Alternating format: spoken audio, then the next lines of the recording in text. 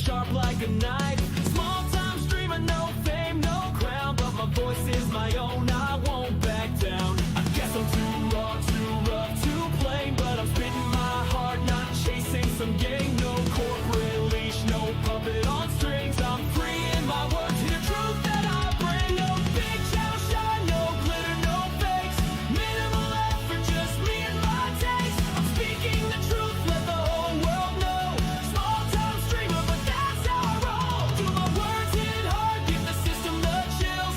Minimal effort, no budget, no frills. I'm carving my path, let the fire erupt. Small time dreamer with a voice that's enough.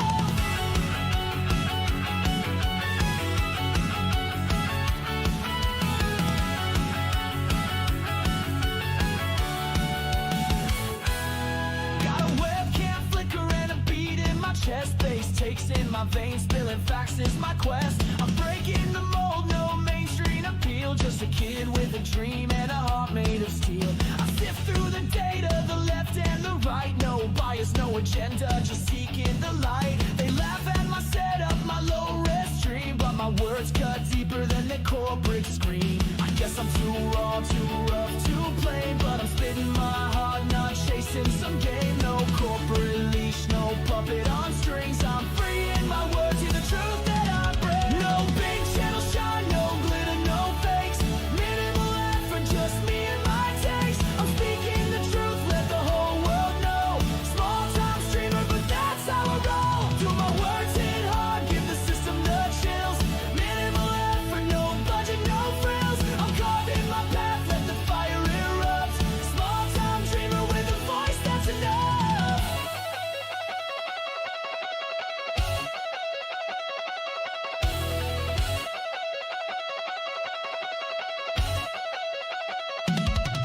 I'm the spark in the dark, the glitch in the code. Carving my lane on this uncharted road. Million subs, no viral fame, but I'm owning the truth and I'm changing the game. I'll scream till my lungs give out, till the signal's dead. Every word that I speak is the blood that I bled.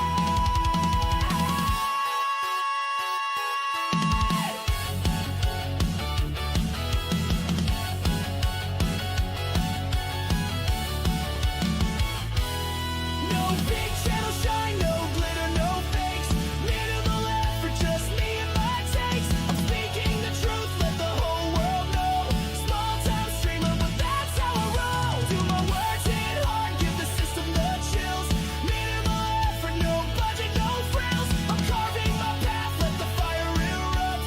Small time dreamer with a voice that's enough.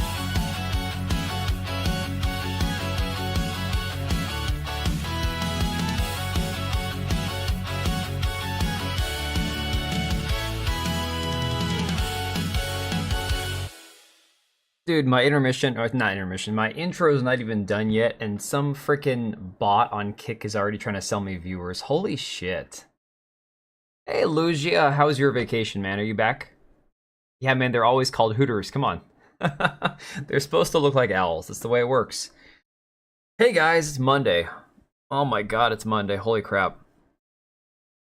And boy, it was a Monday. I was telling you guys on Discord I had to move like 2,400 pounds off of a pallet today.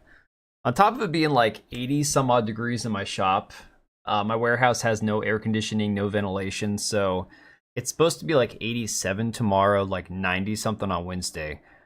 If I'm still alive by Friday, it'll be a miracle. Massive area.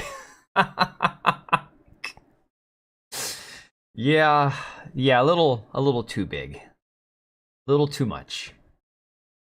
Too much of a good thing. Rorschach test shows me boobs. Every time it's boobs, you know? Oh, you're still on vacation. Sally, what's up? Mahendra, good to see you, buddy. Of course, Tekla, Cage, Lugia, DB Wild. Who else did I miss? Guadalajara, that's right, you mentioned Guadalajara before. Mexico, I think. Are you an hour behind me? I can't remember. It's currently 9:37 p.m. here, so I'm trying to remember if you were an hour behind or ahead. Yes, it's Tuesday in Asia, you are correct. It's funny because Mahendra's always asking on Discord, on like Monday morning for me is like, oh, is there gonna be a stream tomorrow? And I have to think. I'm like, well, tomorrow for him, but tonight for me. So yes. Frederica Ishii got. Well, Mahendra, we're gonna do a little bit of a recap on some older news that we talked about a little bit last week. 36. Yeah, I know you're 3 hours ahead. I apologize to all of you on the East Coast. At least people in Europe and Asia, you have a chance of like catching me in the morning your time. But in the US, if you're not on the West Coast, I stream incredibly late. It's unfortunate. Oh, you're an hour ahead. Okay, fair enough. That's not too bad then. Although, you're on freaking vacation, man. What are you doing watching me? Come on. I appreciate it, but you got better things to do than watch me. So real quick, let's kind of catch up on some of this stuff. One of these things that I did not make a video on, did not address, did not even really talk about. We mentioned it on stream last Friday, I guess it was this whole ready or not censorship thing. Yeah, 1338. Are you in the ocean right now? Oh man, vampires are nocturnal. No. See, I can relate to that. I usually am up till at least 12 to 12:30, just like watching TV in bed or whatever, before I pass out. But I'm not typically like watching somebody's stream or something because like the wife next to me be like, turn that off and go to sleep. The FBI going after the pirate site. Yeah, we talked about that on Friday. Oh, Mahendra, you didn't catch the stream on Friday. Yes, actually, the funny thing is, everything you shared on Discord like 2 days ago was stuff that we had actually talked about on stream on Friday. The FBI apparently caring more about video game piracy than, of course, you know, the Epstein stuff, so go figure. American literacy crisis. We don't have a literacy crisis, we're just illiterate. I mean, to call it a crisis would mean that they need to actually fix something, so... Google and YouTube have been very weird recently, creepy weird. I know, Robert, it's affected me and a lot of other people, and here's the thing. We're going to watch Master of the TDS Gothic Therapy's video on it, because it's a 7-minute video. I think it's good because we can all kind of watch it for anybody who hasn't seen it yet. Actually, Remy, he shared it on Discord earlier, and I'd already started watching it previously today. But yeah, it's important for anybody who is curious about analytics or is a YouTube creator themselves to kind of pay attention to this stuff, because there have been some big changes, and while I think some of it's for the better, I think YouTube getting away from maybe promoting clickbait, like genuine clickbait's a good thing. It's unfortunate too. Most Americans can't read English. You're not wrong there. You're calling her how would you say that? Frigerica? Frigerica from now on, such a lady. Well, Luigi, I appreciate you, dude. You're quite eloquently spoken. We all are. Yes, well, YouTube also got rid of the trending tab or popular or for you or some shit like that. I can't remember. So real quick, we'll touch base on this ready or not thing because I saw something about it. Apparently all these media, all these legacy media sites are celebrating the fact that the boycott or outrage over censorship kind of failed. And of course, they all say censorship in quotation marks because anytime it's, you know, censorship, they have to mock it. Yeah, Atsu is Fatsu. That's what I was saying. I'm calling her Fatsu from now on. About YouTube becoming a dying platform holds merit. Yes and no. I don't remember if I actually saw that video or not. I remember you mentioning it. I was gonna try to watch it, but I've been so busy. I don't remember about that one. But what it has to do with more is the way that YouTube, I've been suspecting, kind of like what I noticed with Twitter right away after they monetized everybody, and then they gave out like tens of thousands of dollars to a bunch of like big influencers, and then all the money dried up. I feel like YouTube is hurting for money, you know, Google. And so they're trying to do everything they can to not pay people, is the way I kind of feel it. Tomorrow officially releases. I'll open a ticket to request a refund. Refund for what? What did I miss? Hang on a second. What's coming out tomorrow? Are you talking about Ghost of Yotei comes out tomorrow? Is it already coming out tomorrow? Or are we talking about Ready or Not? Why she built so weird? That's the effect of, I think that's the effect of feminism and Western living, because she's not a first generation Japanese woman, quite clearly. A Ready or Not refund. So are you able to refund it on Steam after the console version launches because of the censorship to the Steam version? Are you actually able to do that? Yes, they banned ad block on their browsers a while ago, although it still works on Brave browser, but I've heard that there's that rumor that they were trying to throttle people's PCs and stuff if they had ad blocker, but we've talked about that on the last stream that it's not true. So I don't know. Oh, so the patch does come out on the 15th. Okay. Dude, honestly, I've never even played the game. I bought it on like a ridiculous sale probably a couple months ago, and I've never even installed it. So, yeah, it's worth an attempt. I mean, hell, I freaking refunded Heartbound last night after playing it for an hour. I was like, holy shit. I know it's only a 3-hour game, but I was like, maybe I can play the whole thing, do a review on it, kind of give my honest thoughts. And I was like, it's not even worth it. Because I got 1 hour in and I'm like, I haven't enjoyed a single minute of playing this. I'm not going to make myself play it for 2 more hours. I don't hate myself that much. So, Ready or Not has been successful despite the boycott, despite the censorship. From The Gamer, of course, it says the last couple of weeks, Ready or Not developer Void Interactive has been unable to escape the community's ire. After announcing it would be tweaking certain elements to retain the game's ESRB rating, fans kicked up a fuss about, again, in quotes, censorship, claiming that Void had ruined everything that made Ready or Not so gritty and realistic. While the, in parentheses, very few changes were minor, giving female hostages underwear and swapping a convulsing child for a sleeping one, the backlash was fierce enough to spark a widely successful review bombing campaign and a much less successful boycott, again in parentheses. About the decay of YouTube. Okay, I'll check real quick. Hang on a second. The protagonist in Yotei looks so ugly. Well, they modeled her after a real-life lesbian feminist person. And those people tend to make themselves look as hideous as possible. So that's just kind of the way it goes. Did you send it to me on? Oh, there it is. Okay. Video slapped to YouTube. Oh, you're talking about the song that you made. No, I remember I watched that. That one went hard, dude. I thought it was a specific like YouTube video critiquing like the algorithm. No, dude, your video was awesome.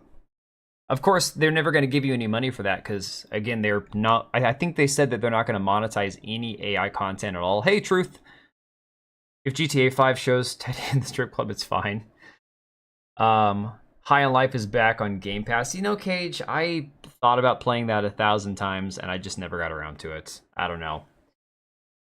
Just not my thing, I guess. People coming out in defense of their favorite game are such drones. I get that the game will get more lively, but damn, have some integrity on the side. Yeah, but we've seen this time and time again. People have a hard time giving up the thing that they love, right? Even if it's for a greater good or for, for the cause and all that. People just don't like giving up their stuff. It's unfortunate, but it's just the way it is. Let me make sure that's... Okay, that's good. But Joshua, they always delete comments. That's the big problem that they've been doing. Run YouTube on your TV, turn the volume down, let it autoplay. YouTube won't bother you on your PC with ad blocker. Your PC and TV need to be on the same home network. Oh, interesting. See, that would work for me if I ever watched YouTube on my TV, but typically, like, by the time I get home, I don't watch YouTube anymore because I've moved on to, okay, dinner, get the kids to bed, laundry, help the wife with whatever she needs around the house, that kind of stuff. So YouTube for me is typically on my phone during the day, maybe once in a while on my computer if I'm playing a game and listening to a video or a stream or something. Join new players, just don't tell me critique is a grift. I mean, yeah, so unfortunately it kind of is for a lot of people. They'll criticize something but still play it. And here's one thing. If it's okay to criticize something and still enjoy it, it's another thing to say, this is censorship, I don't support this, but then to still play it. I don't know. I guess everyone just will make an exception for something that they really enjoy. I don't know. For me personally, I've never played Ready or Not, so I've read up on the censorship, and it sounds pretty insane, the amount of crap that they censored. On the flip side, I could give up the game tomorrow because I've never played it, so I have no lost love for the game. Me over my shoulder, skipping the long wait for the women's room to the men's room. I'm gender fluid. Erica issue. Oh, I remember seeing that tweet from her. Yeah. Yeah. No cage. I remember seeing that one. Never been looking to get monetized for the videos. Just want to share my lyric writing ability. Well, I mean, here's the thing, DB Wild. I know that for everybody, money is not the incentive. But I would, despite the fact that, sure, AI is artificially created, if you're still putting work and effort into creating the videos, monetization down the road should be an option. I hate that they are strictly saying no AI content will ever be monetized. At least that's the way it sounds. Well, yeah, Tekla, I agree, and I've got her Instagram and everything brought up here. We're gonna talk about her in a minute. I mean, her face is far more pleasant. I still don't know that she's going to be any more of a traditionally feminine person if we were basing it off the actress herself, but we'll get to that. So this article just goes on to talk about how everybody on Reddit, because Reddit is real life apparently, is so hyped for the game, despite the fact that, of course, it's got massively review bombed on Steam. So then the developer apparently comes out, this is from Niche Gamer, says that the players can mod things back after the console port censorship. The problem is this essentially breaks the game, or at least the ability to play cross-play multiplayer, obviously. She's not feminine or attractive. No, Cage, you're right there. And again, here's the thing. We're going to get into that stuff because Vito, I don't know if you guys know Vito. Guy's straight up retarded. He has like the stupidest... Vito has more retarded takes than Destiny, okay? At least Destiny can try to come across as intelligent while he's being an like angry, raging leftist lunatic. Vito is just straight up retarded. So we'll get to that. Yeah, Reddit is, God, it's the worst. The era of R-rated games might end thanks to the existence of yep, pussified developers. I mean, hey, that's I like your way of getting around the censorship. Thank you very there. much, sir. You're a gentleman and a scholar. Bozboo, thanks for subscribing. Oh, guys, I gotta tell you something too. This whole my last video on Pirate Software getting so many freaking views. I'm like, I'm happy, but I'm also like, I'm in one of those moments right now, once again with like that imposter syndrome, because it's always the videos that you just don't feel the greatest about, where you realize, well, I didn't take the time to share my thought on this or that or whatever, that get the most views. So I appreciate everybody who's subscribed and who's watched the video, but I feel like I could have done such a better job. Had I realized the amount of views I was going to get, I should have taken one more night, maybe scripted it, I don't know. Issues for defunding the police, and that's peak stupid take. Yeah, so here's the thing. I've said this before, I'll say it again. I even have a brother who's a police officer. I've got one who's an officer in the military. I've looked at doing Air Force, fire departments. I thought about doing a wide variety of like public service jobs. I'm not anti-police as a whole. I'm anti-police state. I don't like authoritarian, the COVID shit we all dealt with, lockdowns, no more than 5 people in your house. Like, screw you, man. I'm pretty much for, like I've said before, small government as is reasonable, but to straight up say like defund the police entirely, it's just a straight up retarded thing to say. It's stupid. It's peak stupidity. So like there's always gonna be people that are gonna do bad things, and unfortunately you're never gonna live in a world where you don't need some sort of police force. So the whole defund the police thing, it's an easy like cop out retarded thing to say, The former Xbox executive lady called modern devs pussies. Really? Did she actually say that? Anti-corrupt police. Yeah, but again, then you get into the muddy definition of what is and is not corrupt, and if it's government sanctioned, is it actually corrupt? I mean, it's, again, slippery slope, right? Anyways, to finish this up, it says, the developer is saying that fans can simply re-add the cut content back to its PC version. It's launching for consoles this week. Oh yeah, tomorrow, July 15th. And to meet approval for Xbox and PlayStation, the game had to censor numerous things, mostly nudity. So here's the list of things that they changed. Now, I don't understand why they had to change it. Here's the thing. I don't understand why consoles, particularly Xbox and Sony, seem to have this issue where they censor the most amount of content. what is the thinking? Like, do console players have some sort of aversion to more like mature storylines, or is it because they know that children play consoles, and so that this is kind of the protect the children kind of bullshit that we've seen before? Like, what is this? Well, Potato, the thing is, to get accountability in policing, I mean, you kind of have to remove police unions. And my brother, for example, he's in a small town. He's chief of police in a small town. He's got like 3 guys that work for him. And I would never worry about someone like him being like corrupt and abusing their power. But at the same time, you know, he had to use the police union to lobby for a better salary for his job. And it's like, I get that there's uses for it, but unfortunately, police unions also exist to cover for dirty cops, you know? Sony treats console players like children, pretty much. You want to do public service? Start a company called Knuckle Shuffles for Shorties. Oh, man. Also, determine people don't commit more crime because they know authority might not get them this time, but down the line, leftists don't understand incentives and human nature. That's true. Yeah, that is true too. 90% of the time, mother complained about GTA for kids was console kids. Well, here's the thing. There is reality to that because most people, once they have, and I'm not saying if you play on console, you're an immature baby or child.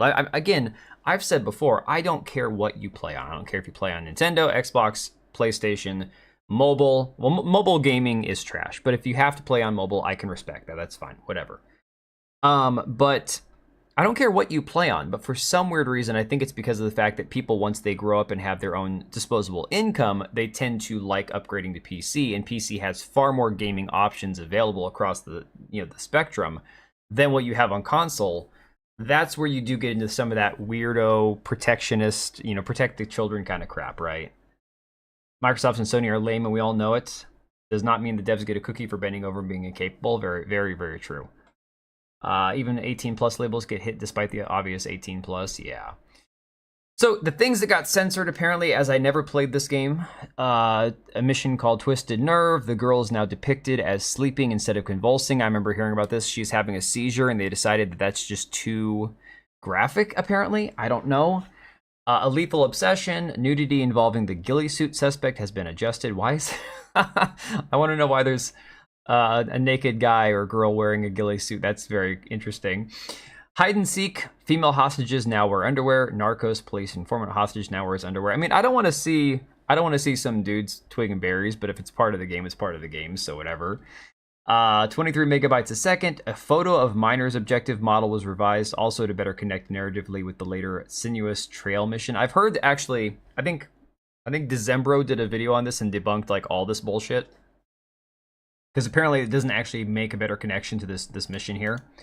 Post-mortem dismemberment has been disabled. Dismemberment for living characters remains unchanged and can be seen in the latest Volume 87 dev briefing. So why would you remove post-mortem dismemberment but leave it for live characters? Is it better to blow apart live people than dead people? I'm really confused. Like, who hasn't in a video game to test out like ragdoll graphics and gore? Who hasn't at some point ran over to a dead zombie or person and like melee attacked him or, shot him to see what body part would fly off? Like, that's normal gamer behavior. I don't think that that's, like, crossing the line for consoles. I don't know. I've been ambushed many times by Wayne. Well, that makes me think of, hey, Matt Adam. That makes me think of freaking the latest 28 Days Later movie, 28 Years Later, right? Where everything is gigantic dicks flopping around or whatever. Like, I'm glad that I never really got into the zombie movie craze because I felt no like compulsion to go watch that movie, and I definitely won't see it now that it's out of theater, or is almost out of theaters, I'm sure, soon here. Let's see, I literally wrote a sociology paper in college disproving the video game violence causing real-world violence that actually works as a release. The funny thing, Cage, is it doesn't matter if it's video games, music, movies, whatever. A truly demented, sick, twisted individual with violent tendencies and no human empathy is going to do things regardless. You can say the video game or the movie maybe puts the idea of how he will do it in his head, but the ability or the inability to care and feel compassion for fellow people and the desire to hurt people is already wired into a sociopath. It's already wired into somebody who's not right, whether it's like a cluster B type or like again a sociopath, somebody who doesn't feel human empathy. So again, blaming entertainment that 99.9% of society can consume and just be like, well, that was a good movie or that was a terrible video game or whatever. They've proven that a while ago. I think it was the majority of people that play video games are in South Korea, and they've done studies again in South Korea has like one of the lowest tendencies for like violent crime and stuff. So yeah, clearly. When you see the wang, you know this is getting serious. Is that what it is? Once you see the giant flippity flop kind of running towards you, you know things are getting serious, right? People don't understand that fiction isn't life is the problem. They need therapy. Yeah, well, and Tekla, that's the thing. That there are areas where that crosses the line into, again, the lolicon type stuff where people go, well, it's pixels. It doesn't matter what the age they're portrayed is. And it's like that. That gets to a point where I don't even want to try to defend it or get into that conversation. I understand the argument. I just don't want to go there. So South Korea is a peaceful wonderland. I mean, I know that they have very low crime rates. So the devs said that it's possible for the game to run 2 development builds. The devs on Discord said it wasn't possible for the game to run 2 development builds, one on PC and one on consoles, due to the logistics behind support. They said there are fundamental issues with game sync that we don't have the ability to fix for a variety of reasons. You introduce extra problems when you support 2 different builds. Maintaining 2 builds means double cert time, double cert cost, double compiling time, double QA time, and the non-zero possibility of drift between the two versions. Hang on a second. You're expanding your player base to consoles, which means that you're easily, I would assume, between Xbox and PlayStation, going to double your player base. And you're saying, well, it's going to cost double this, double that. Okay, but aren't you increasing your revenue by potentially double? I mean, so I don't know. This just seems like lazy ass weirdo behavior to me. With all the censorship, I'm amazed Outlast Trials got made. That game's messed up. You know what's funny is there are a lot of games that still exist or are still being made that kind of defy this whole censorship thing, but it's specifically big titles like this that they know are going to bring in a lot of new players. These are the ones that always get like the ugly stick when it comes to some sort of censorship or whatever. It's really strange. Fans were bummed out about this, but another fan asked about the possibility to simply mod the content back in, and the developer said, yes, you can mod everything back in. It's a common workaround for games with adult content. It's worth noting, however, fans that mod the graphic content back in will not be able to play with console players via crossplay. So PC players are, again, going to be able to mod this back in and still play with each other, I guess. But again, going back to the initial problem, why is it up to the player? And you could be like, well, you're a PC player. It's up to you to mod games. I thought you guys like modding games. Not everybody who plays on PC mods their games. I don't mod my games.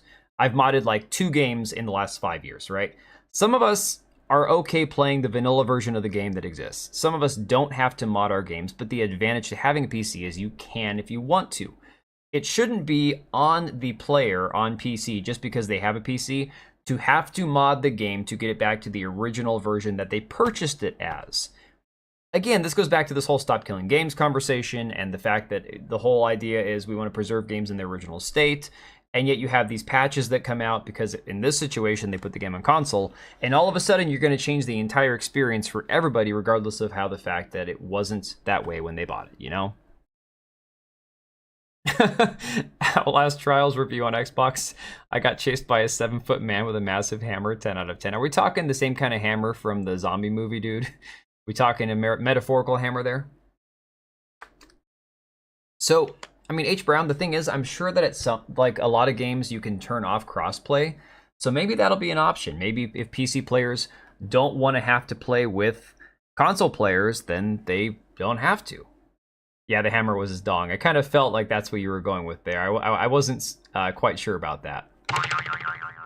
So that being said, guys, I keep fiddling with the camera because, you know, it shuts off. I went ahead and bought a new camera. I have no idea if it's going to be better than this one. It's an actual streaming camera. It's designed for video streaming, whereas this is my DSLR camera. That's more designed for taking pictures. So we'll see when it gets here in a couple days if it's going to be a substantial upgrade, if it's going to be worse, if I wasted my money, if I can get my money back. I don't know. We'll see. Camera moving is fine, but you moving the camera is dangerous. That's OBS. What are we talking about? What did Mahendra say? Mod back in the original pirate version. Oh, interesting. Yeah, gotcha. Yeah, PC players don't need crossplay typically, although crossplay has helped a few games that have had low player bases before. I'm not going to complain about crossplay as an option, because there are games, for example, like when I was playing Hell Let Loose on Game Pass, I had a hell of a time connecting to the Steam servers, and then after a while, they had an influx of players who had actually purchased the game. I can't remember if Hell Let Loose left Game Pass for a while and came back. I can't remember. But for a while, it was hard to get into a match. And then after a couple months, it was really easy to get into a match. So I'm not opposed to crossplay as a whole. Or like Insurgency did that. And I love Insurgency. I play a lot of that game. These servers typically have a lot more people in them now that the game has gone to Game Pass, Sony, Xbox, all that. A lot of indie devs will share their work on itch while in development and pull it from demo status when finished to drop it on Steam. Yeah, it's funny. I've covered like people's itch.io pages before, and I didn't realize for a while what that was. But it is funny getting into this whole pirate software thing, like looking at his GitHub and all that kind of stuff. And once you start to understand more of like how the development world works, and I don't know, I'm starting to finally connect the dots. I'm never going to learn C++, I can tell you that right now. But I find it all very interesting, very fascinating. All right, so I want to go ahead and jump over to the Ghost of Yotei stuff and kind of recap that, because we talked about this on Friday. And I don't want to rehash all of it because we've already talked a lot of it to death. But there are some new opinions that have been shared, some shit that I just thought was beyond like idiotic to talk about. Director of ESRB says that games are a special type of medium because it's interactive. So the same scene in a TV show is okay, but once you have a controller in hand to move the camera yourself, that's bad. That's really stupid. Okay, so Hell Let Loose is still on Game Pass. So I was thinking of Insurgency then, because that one, for a while, only having it on Steam was really hard to find players for like lobbies and stuff, and it's gotten a lot better. YouTube must have blocked the first post mentioning itch to further the context. Oh, okay, let me see if I can find that here. Hang on a second. I try to catch all the chats to at least see what you're talking about. I just saw your previous comment. A twig and berries is part of the camouflage that goes with the ghillie suit. Yeah. Oh, man. Yeah, I don't know. If you're hiding in a ghillie suit, your twig and berries shouldn't be hanging out, I don't think. Hey, everybody's comments on YouTube get sniped all the time. I guess I was telling you before, and I have to be careful because, like, if I'm watching, and I don't use, like, a secondary or a third account on YouTube typically to watch people's videos and comments. I typically watch from one of my main two accounts that that I post videos on. And so I'll leave comments sometimes, and I got an instant warning one time. I can't remember what the video was about, because apparently my comment was a little too inflammatory, and it instantly got removed, and I got a warning from YouTube that says, if you continue to post comments like this, not only will you have your ability to leave comments removed, but your entire channel could be banned, and blah. I'm like, are you telling me you're gonna nuke my channel over a comment you thought was too spicy? Like, holy shit. Do you think Ghost of Yotei is gonna sell well in Japan? I mean, here's the thing, guys. Kind of like what I talked about when it came to Assassin's Creed Shadows. I always said Assassin's Creed Shadows would probably make its money back. It would probably do okay for sales. Not what they needed, not what they wanted. I guarantee Assassin's Creed Shadows did not do the numbers that they were hoping for. There's no question there. But again, I feel like Ghost of Yotei is going to be riding off of the... Yeah, I imagine it's going to be like this. The amount of copies of Last of Us Part 2 that sold because of the success of Last of Us Part 1, I imagine it's going to be equivalent for Ghost of Yotei. So whatever the percentage was of sales of Last of Us Part 2 compared to the first game, you're probably going to see an equal number. I don't think you're going to get more people buying Ghost of Yotei. You'll probably get an influx of people going back and playing or purchasing Ghost of Tsushima, rather than buying Ghost of Yotei when it first launches. It's not going to be a good game narrative. No, and the thing about it is, there have been rumors before that Sucker Punch was like, what the hell? We already had this story ready to go, and then Sony made them switch to a female character or whatever. So there's a lot of question marks about that, too, about whether or not this was the direction they really wanted to take the game, whether they wanted to continue Jin's storyline. People saying that they didn't have anything left, that Jin's story was pretty much wrapped up when it wasn't. Last of Us 2 sold half of the first one, went from 20 million to 10 million. But the thing about that is, aren't they including the remaster of The Last of Us Part 1 in that 20 million? I think that they include that figure in there. So it's not technically a 1-for-1, because theoretically speaking, you're talking about the first game, then the remaster of the first game added together compared to the second game. So yes, it's more copies of the first game across 2 versions, if that's what we're looking at. But I think it's still, either way, the original version of the first game still sold more than the second, I'm pretty sure, on its own. Yeah, it's the Witcher 4 situation all over again. Although I would say that Witcher 4 will probably do better than Ghost of Yotei. Yeah, I think it was with the multi-re-releases and all that. Yeah, I saw the chronological order thing. What is that? Is that is that like a separate game, or is it just an update for how you play the game? Dude, they're milking that entire series so freaking hard. It's unbelievable. Yeah, they did. Jin was robbed by a girl boss. Another Sony great. Yeah. No, dude. Honestly, this is not just a Sony problem, but it seems like they're making it a problem for themselves.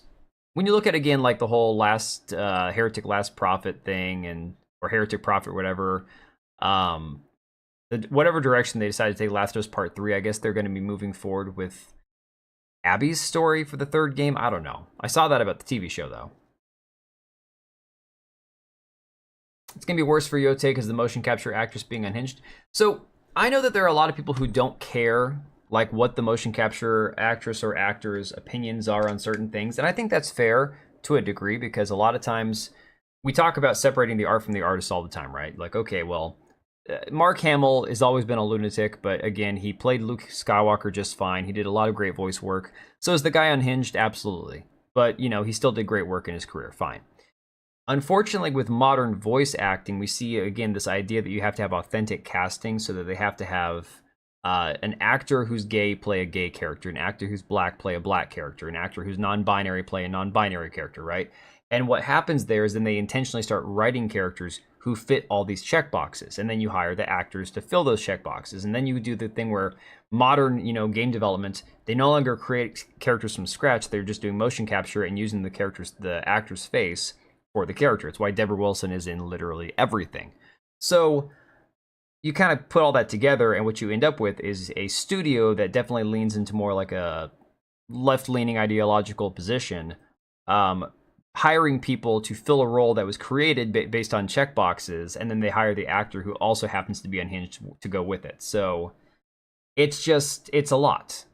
And it's not a definite. It doesn't mean that the game is going to be some like political lecture like Dragon Age of Veilguard was, but you definitely increase the chances when you hire people like that. That's just the way it works. But see, if they get away from the characters from the previous 2 games, where do you go with that? Like, I didn't play the games. I didn't play Last of Us. I had no desire. So if Yotei fails, is she's going to explode about it like the Ironheart actress? The thing about it is she pre-blocked pretty much anybody who could be critical of her. So who would she explode at? I mean, maybe she'd rant about it on Blue Sky or something. He's the voice of Joker from the 90s Batman animated series. Yeah, he's played the freaking old Wolverine game I had on my GameCube. He was the voice of Wolverine in that game, I'm pretty sure. He's done that. He's done Joker. He's done a lot of characters. Yeah, Remy, the thing is, a lot of people say Last of Us 1 is good. A lot of people even play with games like Life is Strange that are more like, woke games. They always say that the first game is good compared to like the second or the third games. So I'm capable of separating the art from the artist. Question is the artist capable of separating art from propaganda? Yes, that's what it comes down to. So there are plenty of games, and we've talked about games before that have been not great games, but it had nothing to do with, wokeness or people who have extreme activist-minded, sometimes it's just a bad game. Sometimes it's, for example, this discourse over like the Superman movie, right? People were worried the Superman movie was going to like heavily delve into politics and immigration and this and that. No, it just was a movie that people either thought was amazing or dog shit. And there's like very few people with in-between opinions.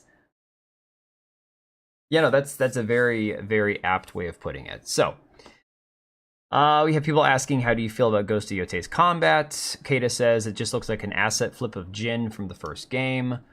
Then this dude, Cammy here on Twitter, again, one of the shill accounts, says, something is definitely up with Atsu's wolf companion in Ghost of Yotei. My theories are in that it's either Jin reincarnated or it could symbolize one or both of her parents. I'm not sure about the whole reincarnation thing, but can you imagine like how dirty that would be if they got rid of the guy's character, focused on her instead, and then said, well, he's the reincarnated, the wolf is like him reincarnated or something. All right, Brown, take it easy. Life is Strange focused so many things that can't be made today. Yeah, exactly. No, I'm just imagining like what would the reaction be if people basically caught on that the wolf was the reincarnated Jin? That would be pretty interesting to see. Of course, all this kicked off because this video that came out a few days ago, which is, I mean, for lack of a better word, just cringe. Like, even if there's nothing, even if you feel no way about this actress whatsoever, and you go, oh, it's just a fun video for her to do something, right? It's just awful looking. It just looks bad. Copy from Wolflink and Zelda Breath of the Wild. You mean Twilight Princess. Twilight Princess, which, by the way, was probably, ironically, one of the games I played the least. Like, I beat it one time and that was it. One of the most underrated Legend of Zelda games in a long time. So yeah, this is probably them after they did like motion capture for the day and they thought it'd be cool or funny or whatever to have her do this. Oh my god, he also shared this tweet from her. Oh my god. The crazy thing is these are real, and I don't know if this is sarcasm or if this is the way she really is. This is from 2021. I was not asked to be part of my sister's wedding party, so I am free to have crazy auntie energy. I swear to God, these people, if this is like, if this is true, these are some of the most insufferable people on the planet. And again, we've talked about before. She's very much a pro-trans, pro-LGBTQIA plus person. Hates J.K. Rowling, says F TERFs, and we all know, just like how everyone's a Nazi. If you're a straight heterosexual white man and you don't believe that men can be women, you're a TERF, even though you're not a radical feminist. So it's just, yeah. For Jarek. If I had known this picture existed, this is the one I would have used for my thumbnail. I'm not even kidding. There were a U-Haul somewhere in the background. Oh man. Yeah, I didn't even know that this one was there until just now. J Viper saying, ladies and gentlemen, is this peak feminism? I think it's peak feminism. It's not feminine at all, but it's peak feminism. Imagine if Japanese gamer found her Twitter. Well, I don't know. So, Scouter V, one of you guys shared this on Discord before I went live, and so I had to include this. Scouter V tweeted this out and said, when games remove the boob sliders and add stomach sliders instead. Yeah, name Erica Ishii. Body type C, age 38. Oh my god, that's fantastic. Her profile says all pronouns. Yeah, she does the whole gender fluid thing, which sounds absolutely disgusting. Like, I don't want to know what gender fluid is. Yeah, the thing is, like I said before, we can always, like, say, separate the art from the artist, and Tekla nailed it down. It's the, can they separate their art from propaganda? But unfortunately, like, when this is what you're working with here, it's so hard to believe that they can, you know? He's from Japan. Oh, Scouter V is? Oh, that's funny, yeah. Hey, Moxie Raid. Hey, guys. T-Boo.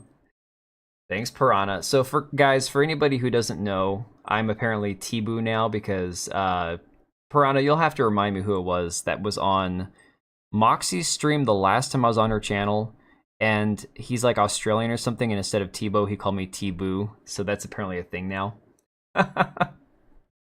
Yeah, but thanks for the raid, Moxie. Appreciate it. Welcome in, guys. We are just like getting through our first couple of topics here. Obviously, you might want to avert your eyes because this woman's not very pleasant to look at. I mean, there are women built like this in Asia, but they're not famous for it. Yeah, exactly. See, Tekla, when you go to the farmer's market and those vendors that, like, there's like a dozen different vendors that sell bouquets of flowers, and they pick all their flowers and they bring them to the market that morning, and they wrap them up in paper and get you a bouquet for 20 bucks, right? That's what she looks like. If she worked at one of those vendors selling flowers at a farmer's market, I wouldn't be shocked. This is not... And again, you can look like whatever and be a voice actress. That's fine. But again, they're going for trying to use voice actors and actresses' likenesses now in like every single game. It's the most ridiculous thing ever. You love this representation? No, it wasn't Big Ship. I think it was Nayat. I can't remember. It was some guy that's got like a million subs on YouTube, and I had never heard of him. I felt so terrible that I went to his channel. I'm like, holy shit, he's like a big deal. Hey, Rabnad. But yeah, he called me T-Boo, and so that apparently kind of stuck. I can't escape that now. Let me see what else here. Oh, yeah. So J Viper says, I can't wait for Ghost Yotei to underperform and for Sony to blame the market like they always do, but we'll know. The funnier thing is, kind of like with Assassin's Creed Shadows, one of the criticisms I had of the game, not just besides using the Black Samurai and everything else, was the portrayal of the characters. Like, they gave Yasuke the gayest looking outfits as like his secondary outfits, and this just looks hideous right here. I don't understand who's been designing this crap. Hey, Pulse Mannequin. Film Comics Explained. Thank you, that's who it was. Anyways, when somebody with a channel that size calls you a name, you just have to go with it. Could be worse names that stick. Well, the problem is, and I've run into this with when I first started streaming on Twitch, there was a Swiss streamer that I haven't checked in on her in like a year. I feel horrible. She was the first streamer I ever followed on Twitch. She's an Apex Legends streamer. Super nice gal. I was in her streams for like every other day for like 3 years. And I always joked about like her being my little sister because she was just so fun, you know? It's fun to see people from all over the world that have different personalities and you still have so much in common, you know?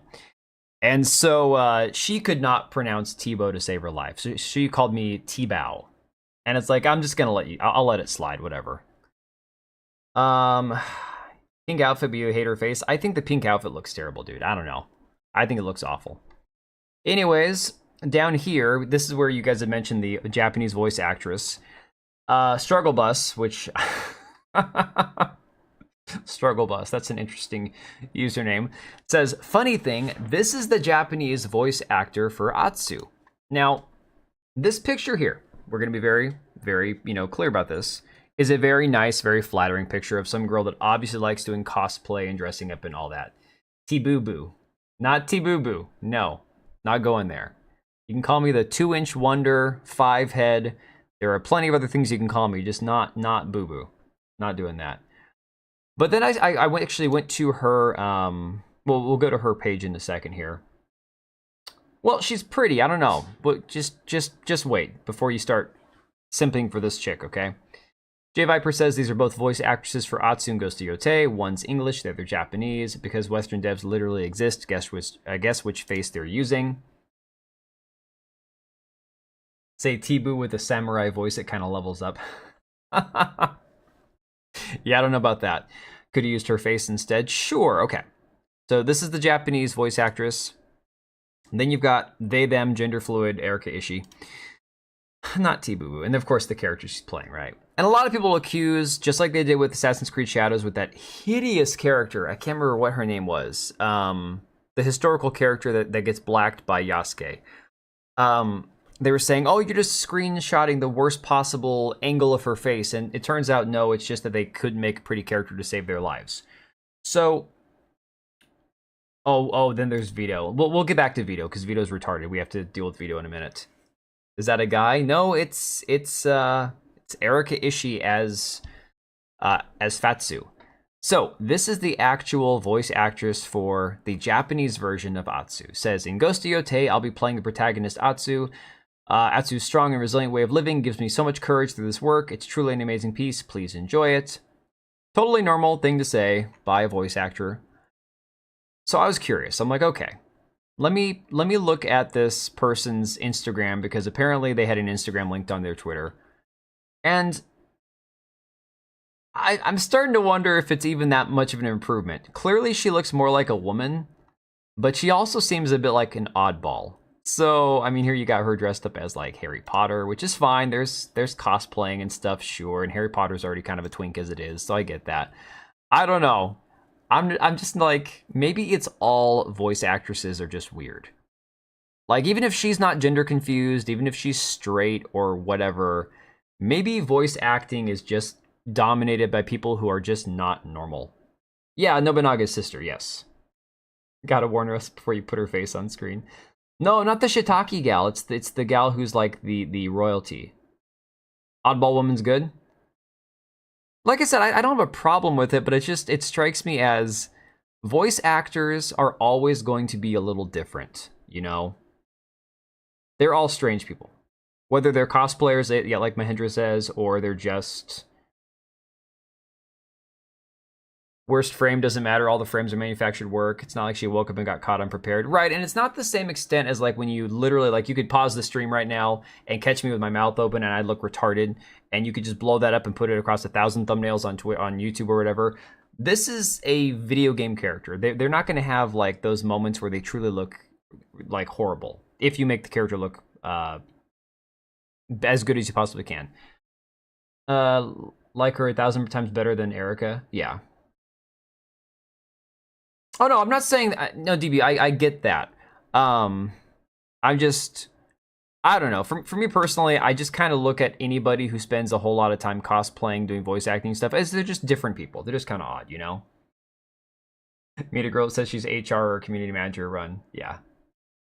So, going back to Mr. Retarded Vito, if you guys have never experienced Vito before, he has some of the absolute, like, there's Dev, and then there's Vito and Destiny and maybe Hassan that have some of the absolute most retarded takes you'll ever see on Twitter.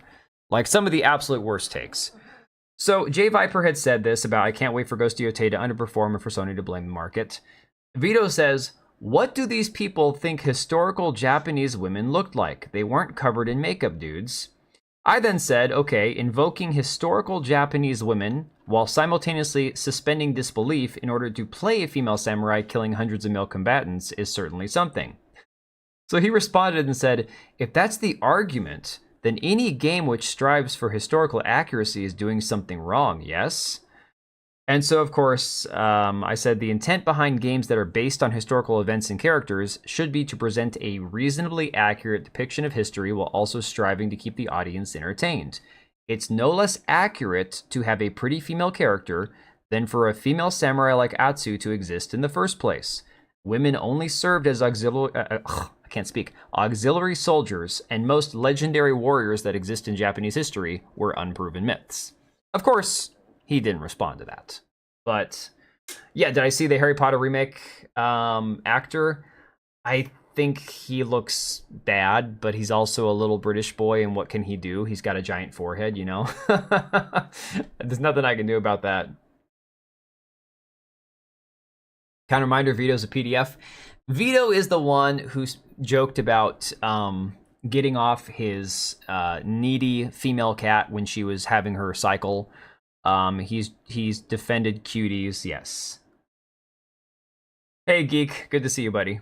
Yeah, Vito, like I said, has some of the absolute worst takes. So this is what it's devolving into. Apparently, you can't have Ghost of Yotei and Ghost of Tsushima be based on historical events and based on history, but also have attractive characters, because that wouldn't be historically accurate, even though having a female warrior mowing down an army's load of soldiers isn't historically accurate either. So it's like, pick a lane.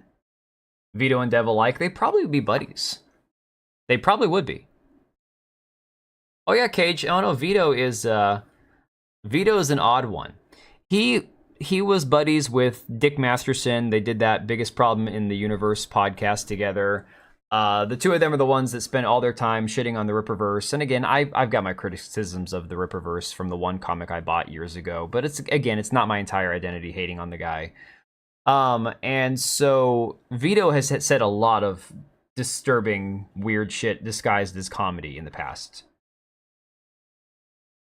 So moving on. moving on. We talked about this before. Somebody had brought up the YouTube thing, right? No makeup, okay? Were they covered in fat like Frigerica? Yeah. Pretty much.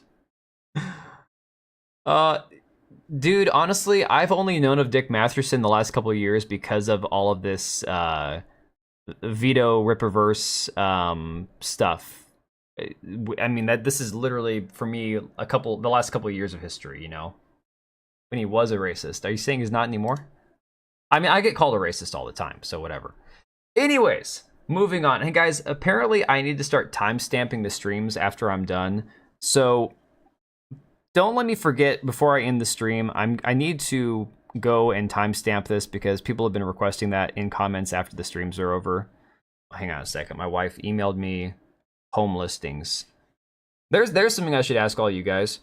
Should I try to get a better rental house and move 20 minutes further from work but have a much better home life and maybe an actual backyard that we can rent, or try to stay closer to work and not be able to have as nice of a house and maybe not be able to have a 4-bedroom instead of a 3-bedroom? Because we really need a 4-bedroom, but they're freaking expensive. Oh my god, speaking of expensive, she sent me this one. Huh. Good god, that's expensive. Can't afford that. I wish I could buy. Renting blows, but unfortunately I'm not able to buy in this economy, so. He's got a spicy history? Oh, interesting. Oh, wait, what? What? 20 minutes ain't that much, I know.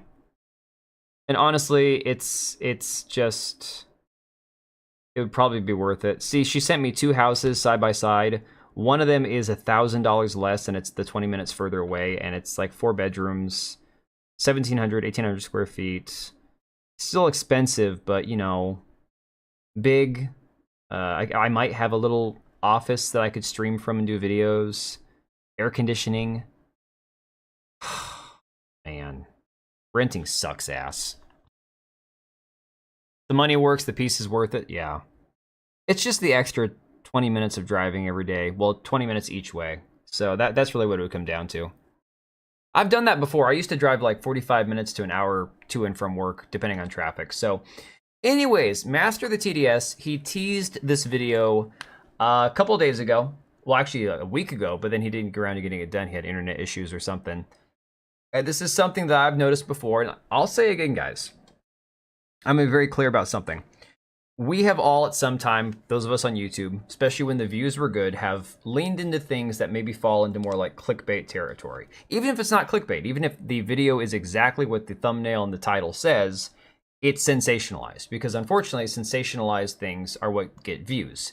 If there's nothing interesting or exciting or sensational in your video, people aren't going to engage with it, okay? That's just kind of the way it works. That's like human nature, right? So it seems that a lot of channels who cover like outlandish, crazy, the anti-woke stuff, all that kind of stuff, right, have all died off. There's a myriad of reasons that could be contributing to that. People are over it, they're bored, they've moved on to something else, it's not popular anymore. Like, I can accept that there's a lot of reasons.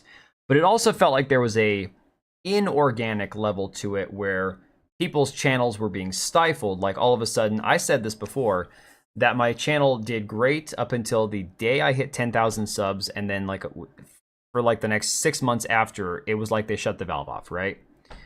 So that being said, they did a lot of analytical research on this, and so we'll go ahead and check out the video right now. Closer to work's convenient, saves a lot of time. Funny thing is I arrive more times late to work when I live closer, but that's because you have to plan ahead when you live further away. So this, of course, is from Gothic Therapy. It says, clickbait is dead, YouTube has changed, engage or die. Pretty much like a light switch. It was like literally like somebody, it was like, you know, when you have a garden hose and it's got water coming out, and then you just kind of crimp the hose and it just stops. That's how it was for views. Yeah, Neon covers this a lot. Ironically, I haven't watched a Clownfish video in a while. I need to get back to watching their channel. Let me unmute. Sure, people have said that before, and they'll say it again. But lately, channels across the platform are reporting the same thing. A sudden, brutal drop in views, subs, and engagement. I'll say again, for me, there have been various factors. This happened, like I said, last October is when I hit 10,000 subs. And what was weird about that is everyone's like, well, October is usually good. It's the summer when views are down, so it doesn't make any sense. And then, of course, January, February, views are down too. Maybe they rotate channels that get boosted. I've had that thought too.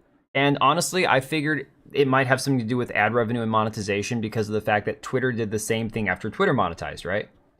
Neon and Geeky have been married for a long time. When they talk about like Squid King, and I think they call their daughter Peekaboo, or I can't remember what they call her. It's been a while since I watched their videos. Yeah, they have 2 kids. They're married. They do a shit ton. Like they've got like 3 or 4 websites they run. They've done graphic novels. They have, oh my God, if you've never seen it, Neon has posted videos from inside their home office arcade. They have like 10 gaming computers on one wall. Arcade, like this room has got like 20 arcade machines and like 8 or 10 gaming computers in it. It's absolutely insane. And look, we have a Twitch bot trying to sell me cheap viewers. Oh my God, dude. Maybe it made you wonder if you were out of touch. Maybe you thought you did something wrong and YouTube was punishing you. But dig deeper and you'll find the truth. It was never you. YouTube changed the rules and hoped no one would notice. See, that's interesting, Chief Dania. Coming from someone who watches a lot of YouTube and doesn't have premium, they more than doubled their ads to the point that I have the time I won't get through a video. It's that damn annoying, dude. Honestly, I get that. I can respect that because there are times where I've noticed I'll be watching a Legendary Drops video, right? And okay, so 20-minute video, you expect you're gonna probably have like 3 ad breaks, but I'll get 5 minutes into the video and there'll be an ad break. And then I'll get another 5 minutes and another ad break. I'm like, I've gone 10 minutes and already had 2 ad breaks. It doesn't make any sense. It's insane. Oh, the electricity bills have got to be complete garbage. The era of clickbait is over. Welcome to the new YouTube.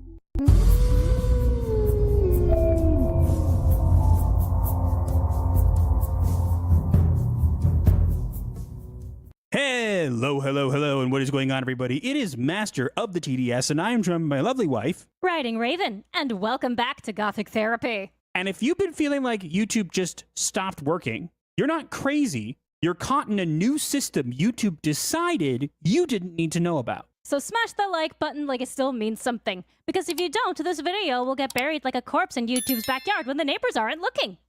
Dude, D-Rez was the first time I ever saw Neon's face. That was the funniest thing, because he does that where he actually interviews people on that podcast. Yeah, no, he needs to do more of that. That was really good. Feels like you're watching TV than YouTube. Hey, Burner. No worries, dude.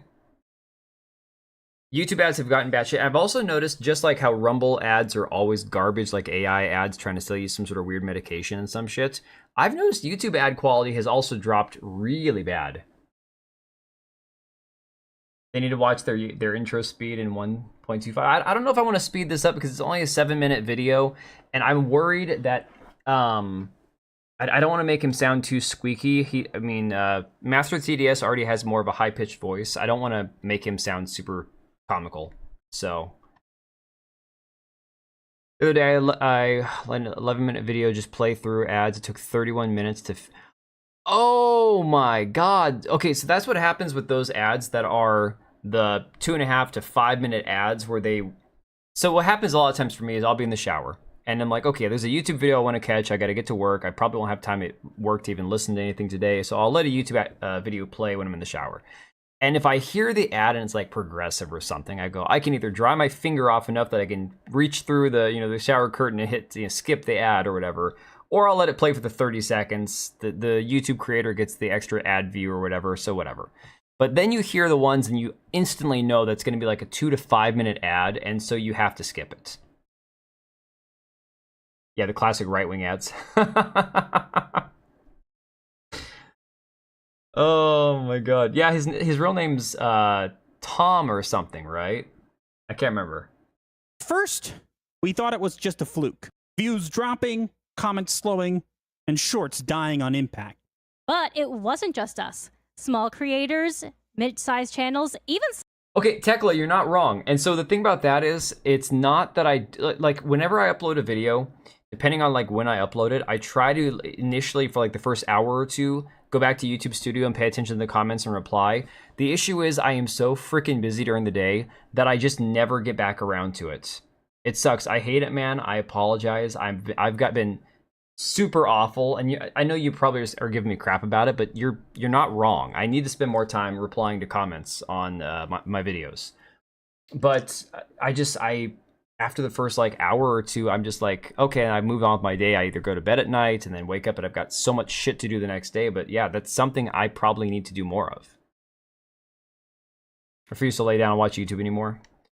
I mean, you could watch it on like Brave browser on your phone instead of using the YouTube app. It'd be inconvenient, but then you'd skip the ads. When I'm scrolling shorts, it auto skips some videos and won't let me play them. Oh, interesting.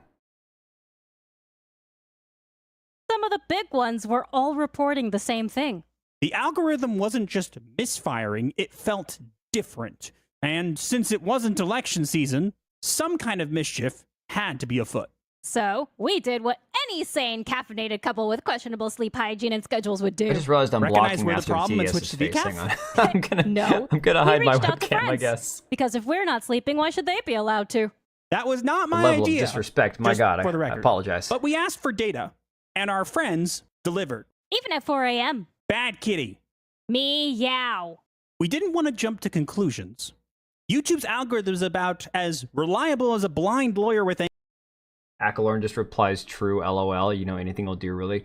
So basically, I should just start doing that, just saying like, oh, okay, thanks. Well, okay, Tekla, have you seen in the, do you ever use YouTube Studio? I don't know who actually like has YouTube channels where they upload anything or don't pay attention to that stuff.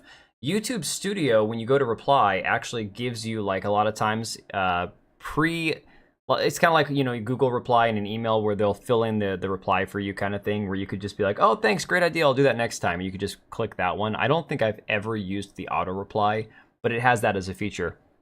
Hey, a real person over on Twitch, how you doing?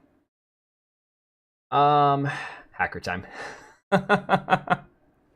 Yeah, hire Pirate Software as your hacker. anger issues. I'm a really good lawyer. So we pulled real data from 5 channels. Channels of different genres, different sizes, and different upload schedules. It didn't matter. The numbers lined up like suspects in a police lineup. Except every suspect was guilty.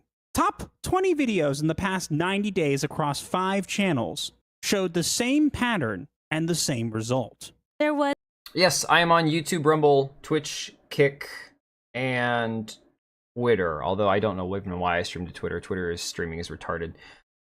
Videos get shared and promoted more if there's a creator engagement with the commenters. You don't need to reply per se, usually just liking. His channel got a nice boost in subs lately, but he's covering mostly South Africa politics, so that might be the topic. Wait, Ackleorn did? I thought he only really covered, like, video game stuff.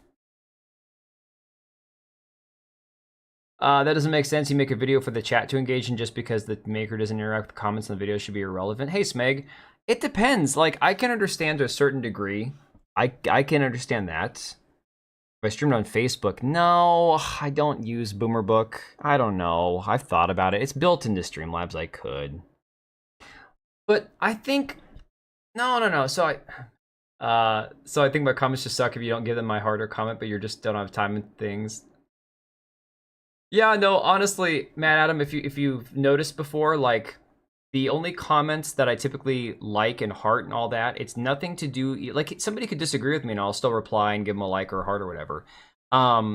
It's that after, like, the first couple of hours, I just generally I'm terrible about ever going back. Once in a while, I'll get a notification from YouTube, like, on my regular YouTube app that somebody has left a comment, and that'll jog my memory, like, okay, I'll click on that one and I'll reply to it or something. But I was telling you guys on Discord today, I freaking had to so the warehouse at work, and I work by myself, and my warehouse gets really hot. I'm asking because in Bulgaria there was a huge scheme that they were giving out big money just to stream on Facebook. Wasn't that the same way with Mixer before Mixer shut down? I feel like that was a big deal. And so today alone, being Monday, I had all this shit I was dealing with. I've got all these supply chain issues at work, and people I can't get responses from, and product I have to get made, and phone calls to respond to, and I'm a one-man operation. And then I had to unload like 2,400 pounds of merchandise off a pallet today, and it was like 85 degrees in my warehouse, so I'm just like shit, I'm my days are exhausting. So by the time I even get home, tonight it was either going to be make a video, stream, or sit here exhausted and warm and miserable and do nothing. So we got the stream going, so I'm already ahead of where I thought I was going to be. There's a 96 to 100% correlation between total views and engaged views. If a viewer didn't actively engage with a video, their view no longer counted at all. YouTube changed what a view is. Now, this kind of goes contrary to what we were talking about before, that if I don't reply to a comment, that doesn't count as an engaged view. It's talking about more from the viewer perspective. So if the viewer leaves a like, comments, subscribes, something, that's an engaged view. Yes, creator interactivity will drive engagement, but I don't think that the engaged view is incumbent on me responding. It's on getting the actual viewers to engage with the video itself. It was rolled out quietly, framed as a Shorts update, but it's way bigger than Shorts. So, what is an engaged view? Well, it's the kind of view that YouTube actually counts now. Not the number you see on the public counter, but the number they track behind the scenes. Basically, if someone clicks your video, watches most of it, and either likes, comments, or subscribes, congrats! That's an engaged view.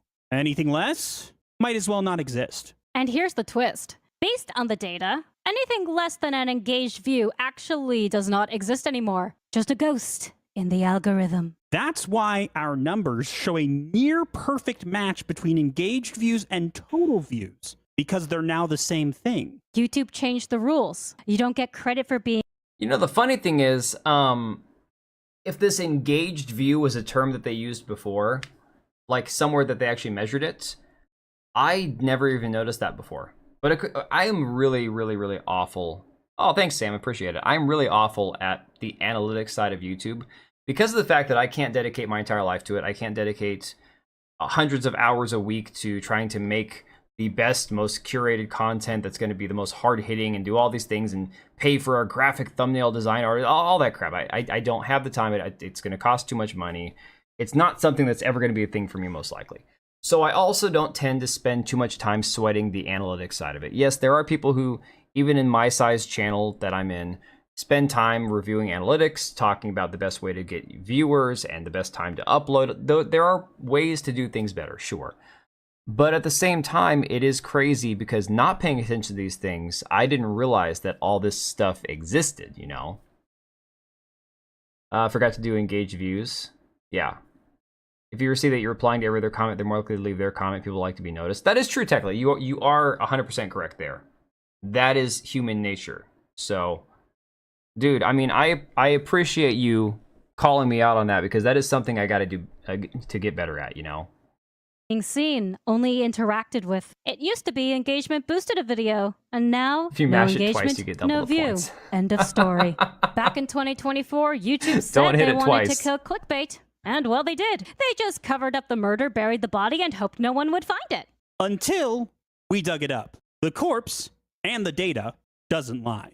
And again, this is not the same thing. Like, again, I am okay with YouTube not boosting what they consider to be clickbait. Again, this is kind of like with federal government determining like who should be allowed to have weapons, who should be allowed to do X, Y, or Z, what's reasonable, what's not. I don't want massively overregulated entities telling me what's safe and what's not safe and what I should be and shouldn't be allowed to do, right?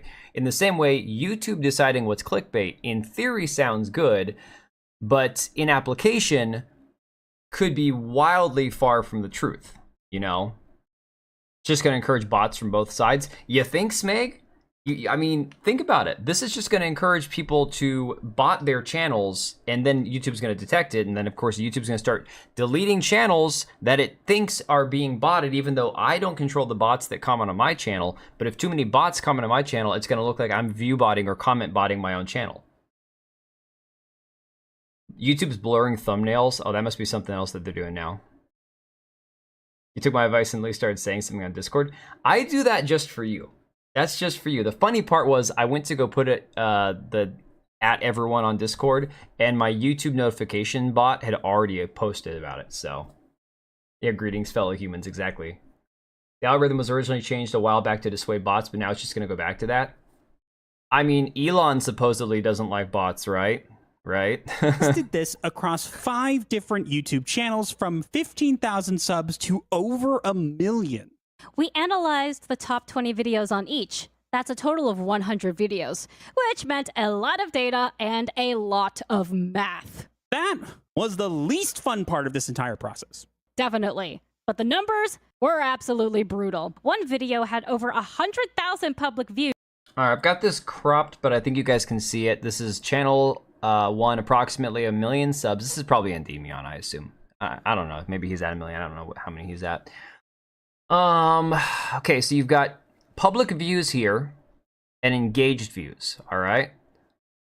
Near perfect match, which is weird. And 98,900 engaged views. That's a 99% match. Another had 8,200 This is a channel here that has 100,000 subs. total views and 8,050 engaged. That's nearly identical. One smaller channel had 1,000. This one here's 15,000 subs. This is probably their own channel, I imagine, because they can actually see their own analytics, and they're right around 15,000 subs. 500 public views, and the engaged view count was 1,506, somehow higher than the total. Clearly, So, Smeg, I don't have to reply. That's me replying doesn't make it engaged. Me replying will drive engagement, because like Teklo's saying, people want to be noticed. People want to feel like their comment has been seen, that that the person that uploaded the video cares enough to reply or to even just hit the like button or whatever. That will drive engagement. But engagement doesn't come from the creator of the video. Engagement only comes from the viewer. So engagement happens when you guys not only watch the video, but like or subscribe or comment. One of those 3 things, right? Again, I can try to drive the engagement by being more interactive with the audience, but it only comes from the viewer side. The user posting it makes it engaged, like, subscribing, etc. is the engagement. Yes, exactly. they're still working out the kinks from the system. But across all 5 channels, the average correlation was over... Yeah, the last 2 channels had 250,000 subs and 60,000 subs. So pretty wide, disparity between channel sizes. 98%. That's not just weird. That's statistically impossible if YouTube was still counting normal views the way they used to. Which means one thing. Public views and engaged views are now the same thing. We can't confirm this 100% because YouTube hasn't said anything publicly. I imagine that what they're talking about with engaged views that I never really thought about, and I have always watched this on view counters. So for example, if I look at a video that I've uploaded and it says over the course of one day it has 3,000 views, but in the YouTube studio I'll see that it has like 4,500 views. Well, that's because the public views always take longer to update due to the fact that they probably have to filter through and count the views on the back end to determine whether they're actual views or not. There's a lot of this weird shit that I've always wondered about with YouTube that I've never known exactly how it's all done. But, oh my god, my last video's got 167,000 views. Oh my god. Some YouTubers treat viewers like bots, yeah. No, see, Mahendra, that's the thing, is I never want to be that person that doesn't care or act like he doesn't care or doesn't try to take the time to respond to viewers and stuff. Mine's just simply a lack of time. It's not... I've never wanted to come across as like, oh, I'm too good to respond. It's like, that's... If you're not willing to talk to your viewers, then why the hell are you making the video in the first place? I don't think live stream views, even if active in chat, counts to make the algorithm... No. Live streams, to be honest, don't help. So... Not that I want to invoke the quartering, because the quartering is like the worst example to ever use. But he has been around long enough to complain about viewership many, many times. And he's talked for years about how when they added shorts into the algorithm, his YouTube rep always tells him, well, if your videos aren't doing well, you need to do more live streams and upload more shorts. I think that that's counterintuitive. I think doing too many live streams will prioritize your presence as a live stream content creator, and it will probably lead to your video uploads getting deboosted in the algorithm, and vice versa. Too white and nerdy for me to comprehend weird AI reference. Oh, we're going to get into some weird AI stuff in a minute. But the odds of this being random? About .0002%, which means a 99.9998% chance that we are right. The math does not lie, but YouTube clearly does. So, what does this mean? Watch and like is all I do. Hardly, if ever, comments. Am I adding to the engagement by liking and watching? Yes. Because liking the video is considered interaction. Now, people have talked about this before with live streams. YouTube will prioritize your live stream if people are, like, let's say, donating. I don't know if comments on a live stream or chatting in a live stream will do anything. And I don't know if, to be honest, I don't know if donations on a live stream, super chats, even do a thing or not. Somebody was saying that people super chatting on a live stream actually boosts you in the algorithm. I don't know. I have no idea if that's true. I've never tried. I've never tested it out. But I just feel like live streams and videos are such different animals that, yeah. YouTube sandbag Rogan when Trump was on. They'll do it to anyone, in my opinion. Oh, sure. There's no question there. Good idea for smaller comment sections. Imagine legendary drops responding to 2,000 comments. Not going to happen. It's also not needed at this point. Right. So, like, my last video has got over 1,000 comments. And I'm sure that it's like a lot of it is people arguing with each other in the comments. And the last thing I like doing is jumping in the middle of people fighting with each other in the comments. Like, you guys want to battle it out, just go for it, you know, whatever. But I'm not jumping in to somebody else's argument on a comment section. Simple. The old YouTube is gone. Red arrows, crazy facial expressions, and giant words aren't going to cut it anymore. If your viewers don't engage, they don't count. And if they don't count, YouTube decides your content is not worth promoting. So here's what I'm going to disagree. And I love Master of the TDS. I've talked to him behind the scenes and everything else. We're totally cool. Like, he's a cool guy. I'm going to disagree, and I'm going to try to explain why in like a coherent fashion, which is not going to be easy because I'm exhausted. He just said, you know, the big thumbnails with the crazy lettering and the big red arrows and everything else isn't going to cut it anymore. That is a separate topic than user engagement. If YouTube is trying to deprioritize and deboost things that are considered clickbait, then sure, that might have an effect on a thumbnail. But if a thumbnail itself is still appealing to a person based on the content that they think it represents in the video, that could still drive engagement, and engagement is what's required to have your video seen in the algorithm. So I'll disagree on that caveat. Now, if YouTube is going to hide videos based on thumbnails, and then that's going to drive down the engagement because people aren't going to see it, that's a whole different thing. Popular video, pirate software, dustbin, and Assassin's Creed One Piece. Oh man, that One Piece video, that was forever ago. Do I need to be liked? That's crazy. Absolutely not. I like to be. Do I need to be liked? Yo, Smeg with the not. 5 gifted. Oh man, I wasn't saying that to try. Absolutely not. I like to be liked. I wasn't saying that enjoy to try to being get you liked. guys to donate and I do all have to that. be But liked. dude, I Do appreciate need the to hell be out of you, liked? man. Absolutely not. I like to be liked. I enjoy being liked. Hope this counts as I have to engagement. be liked. Hope this counts as engagement. You know, dude, thank you so much. I don't know if they count gifted memberships as engagement. For me, it counts as you just being freaking awesome, and I appreciate the hell out of you. Does it count as engagement? I don't know. But to be honest, like we were talking about, I don't know if anything live streamed really matters in terms of engagement. I just don't know. You do it because you want to. Well, I appreciate the hell out of you, dude. You're awesome. Let me see.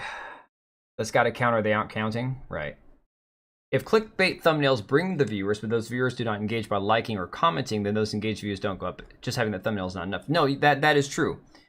But the thing about it is, DB, there's also the reality that clickbait videos, while in theory it's good for YouTube to get rid of them, clickbait videos can still get angry reaction comments, right? People will say, this video is clickbait, this is bullshit, I hate your channel, I'll never watch another video again, right? That's one thing. It's another thing for them to be like... Do I need to be liked? Absolutely not. I like to be dude, liked. 7 months, holy crap, man. Liked. And Smeg, you got 10 months, we've already had a baby Are together. we engaged now? Pulse, appreciate you, buddy. I'm engaged. I'm actually far more engaged than I thought I was going to be tonight. Dude, 20 minutes before the stream even started, I didn't even have anything brought up to talk about. I had some ideas that I put together previously, like, in the course of the day, but Dude, you guys are just too freaking awesome. But yes, I think honestly there is a conversation to be had about whether or not the clickbait videos are being fairly weeded out by YouTube if other videos that are not clickbait are being caught in. I mean, okay, prime example. Let's talk about the whole pirate software thing, right? If you go to pirate software on YouTube right now, just search the keywords pirate software. There are plenty of videos that could be considered clickbait, okay? Lots of them. Right now, he's like the biggest topic on YouTube. Hundreds of videos with hundreds of thousands of views talking about pirate software. So is it clickbait? Or are people genuinely interested in the topic? Well, I'm sure some of the videos are clickbait, but they're still getting views anyways. So is that driving organic like engagement? Or is that just because it's clickbait, but people are engaging anyways because it's a topic that's popular and they want to dump on the guy? So that's where I said, that's where I'll just slightly disagree with what he's saying in this context. I still think clickbait videos can drive engagement. It's just a matter of whether or not YouTube weeds them out as clickbait or not. That's because your chat, myself included, have ADD. I have a little bit of ADD. And just to hammer it I just function well with it. YouTube recently updated their monetization rules to punish videos that don't drive. Okay, so this says policy on repetitive and mass-produced content from July 15th. This is different than just saying, well, your video is about a topic, but some of it's kind of clickbaity. It's not as extreme as you made it sound. This is about mass-produced content. This is like when you get like that AI slop where people are just literally reposting the same video that's been around. Like Twitter. Twitter, in my opinion, I would consider like X has got the most slop content that has ever existed because people just keep sharing the same shit over and over and over and over again. What's going on with YouTube views?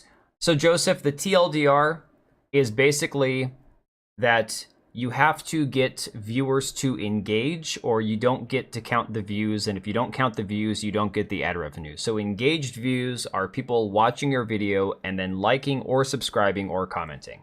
If there's no engagement, you don't get a view. And if you don't get a view, you don't get the ad revenue attached to the view. That's kind of like the short version of it. Repetitive content like React content. Well, and here's the thing, Smeg. Not all React content is created equal. I have no problem with a guy like Asmongold existing because Asmongold has a big audience and a lot of times he'll take people's content and sure, he gets the majority of the views. People are always like, well, my video got 100,000 views and Asmongold watching it got 2 million views. Okay. But there are still people whose like entire YouTube careers have been created by extra visibility caused by people like Asmongold reacting to their videos. That background NPC chick a month ago had like 500 subs and now she's got 130,000 or some shit like that. It's absolutely insane, right? So there is a fair argument that React content is super lazy. It's borderline slop. It's, you know, and it kind of skirts the edges of what's allowable when it comes to like fair use and all that. But I'm not opposed to React content if it's done, I guess, the right way, if that makes sense. Hey, Vernum. I'm glad I don't understand or do the Twitter. Is watch time a factor? Watch time and click-through rate are both factors in how well your video is doing, and that will affect, I believe, how they prioritize it in the algorithm. But the engagement alone is what counts for viewership.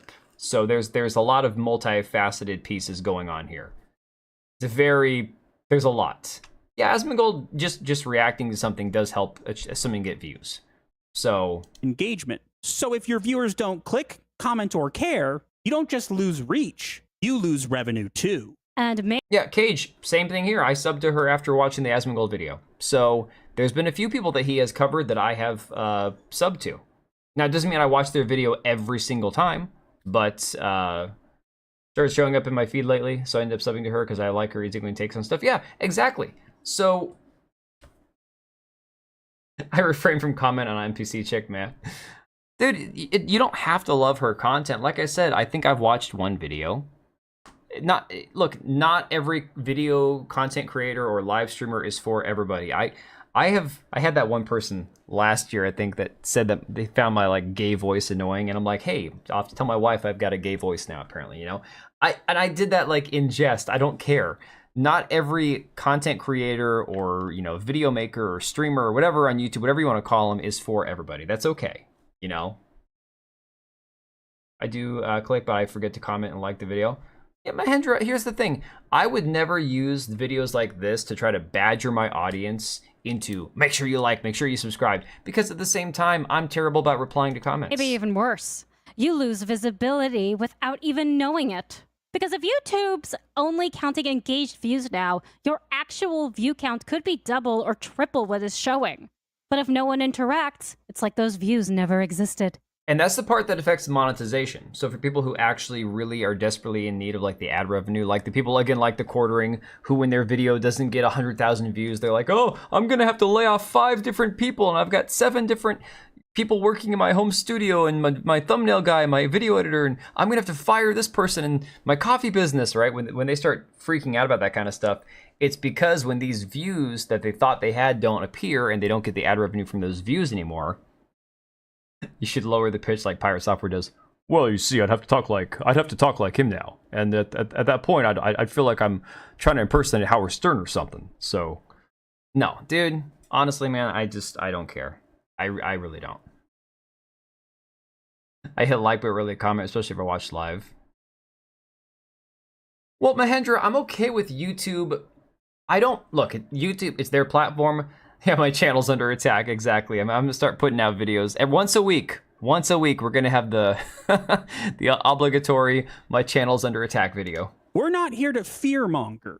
We're here to warn you because no one warned us. So if you want to keep creators like us alive on this platform, smash that like button, leave a comment, and share this video with other creators. Don't do that. It sounds gayer. Oh man.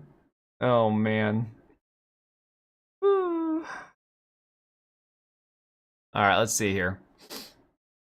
So yeah, I think that's very likely a thing. I'm not gonna be shocked if that's actually a thing moving forward. All right, so here's some good stuff. Let's talk about Pirate Software. This was from yesterday. Pirate Software says he's not going to make a video apologizing after one of his chatters suggested the idea. Something that Pony Mooch, I don't want to.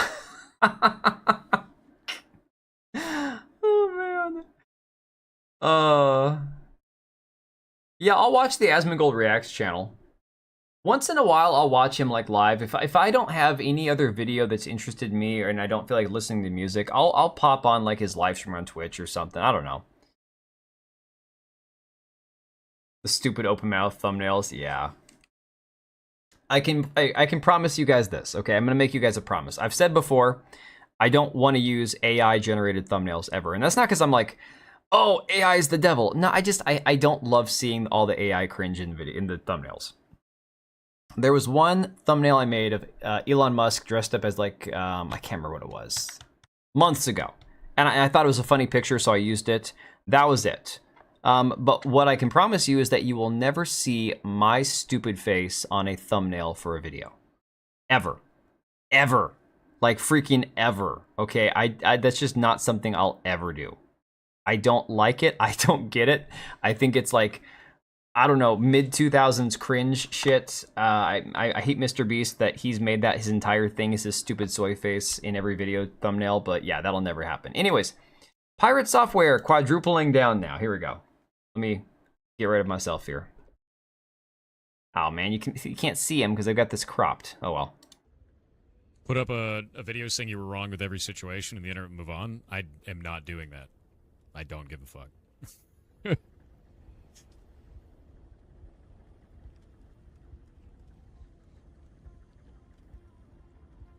Yeah, simply bend the knee and lie about how you feel and everyone will stop bullying you. That's a great idea, dude. Yeah, no, eat shit. There we go, saying eat shit again. It's hard enough, have a hard enough time seeing you in the corner during your stream. I could blow it up, man. We could do the full face cam. Actually, is my cat still? Oh, my cat left. She was sleeping on the couch.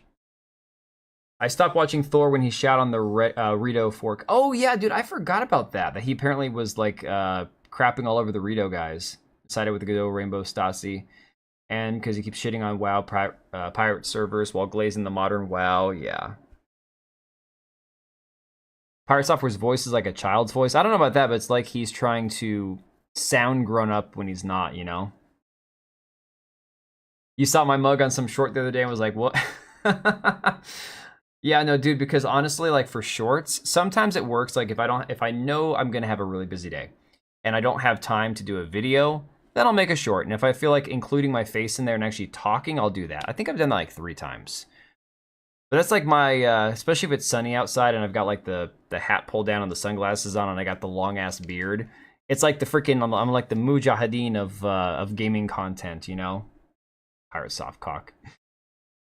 I forgot that's his new name. He used software to change his voice into high deep voice. I don't know that it's software. I think he's just making himself sound that way.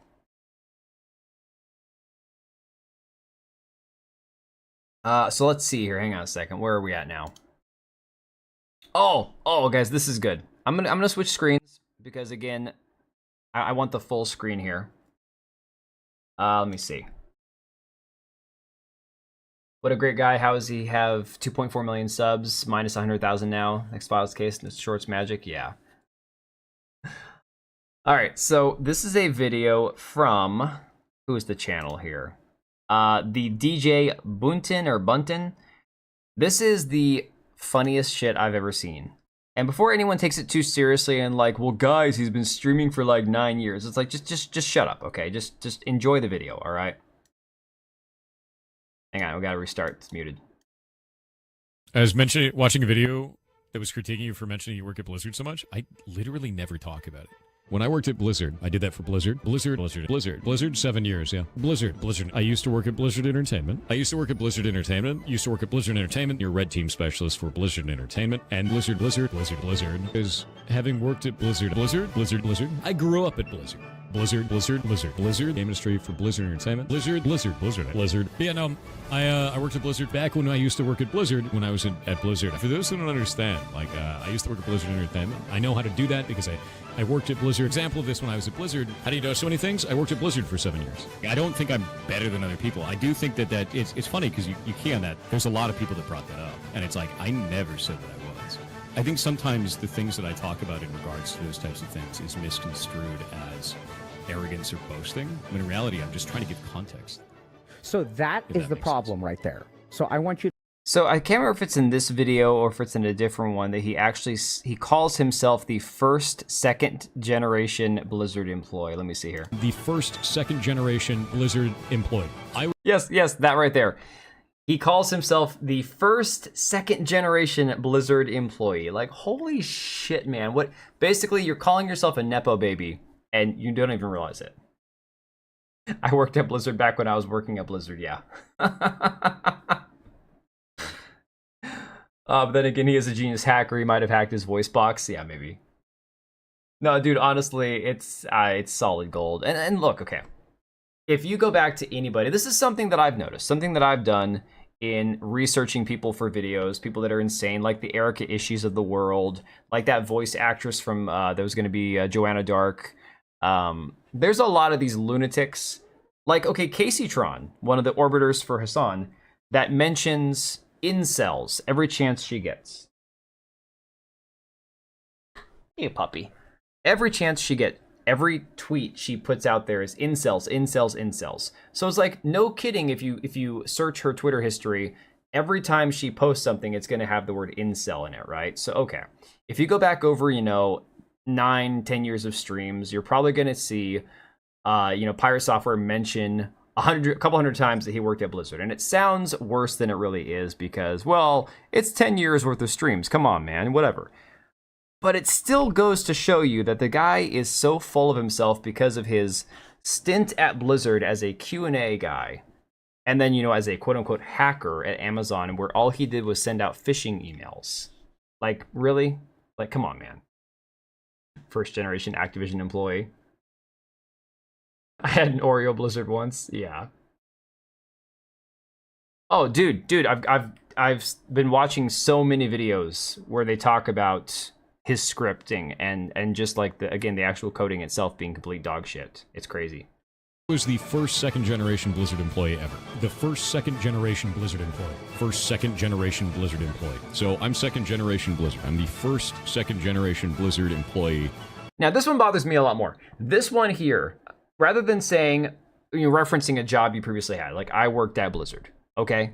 I worked at Blizzard. Cool, great, awesome. Everyone knows the name Blizzard. If you know gaming at all, you know Blizzard. But then to repeatedly call yourself the first, second generation.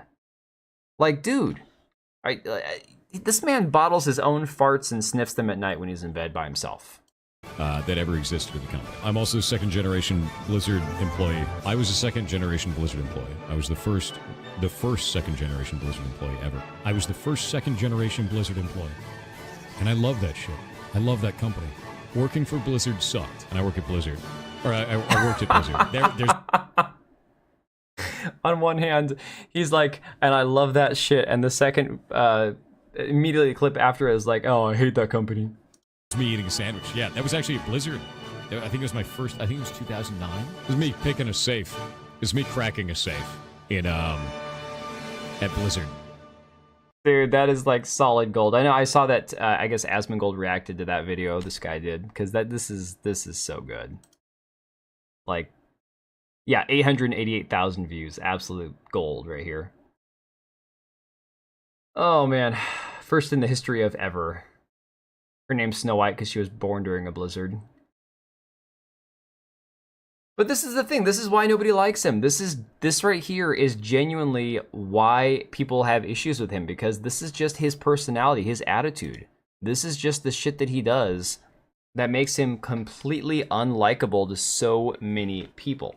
Now, speaking about like the code and stuff on his game, Coding Jesus is the one who really started bringing attention to like his actual ability to code and started calling it out in some of his videos.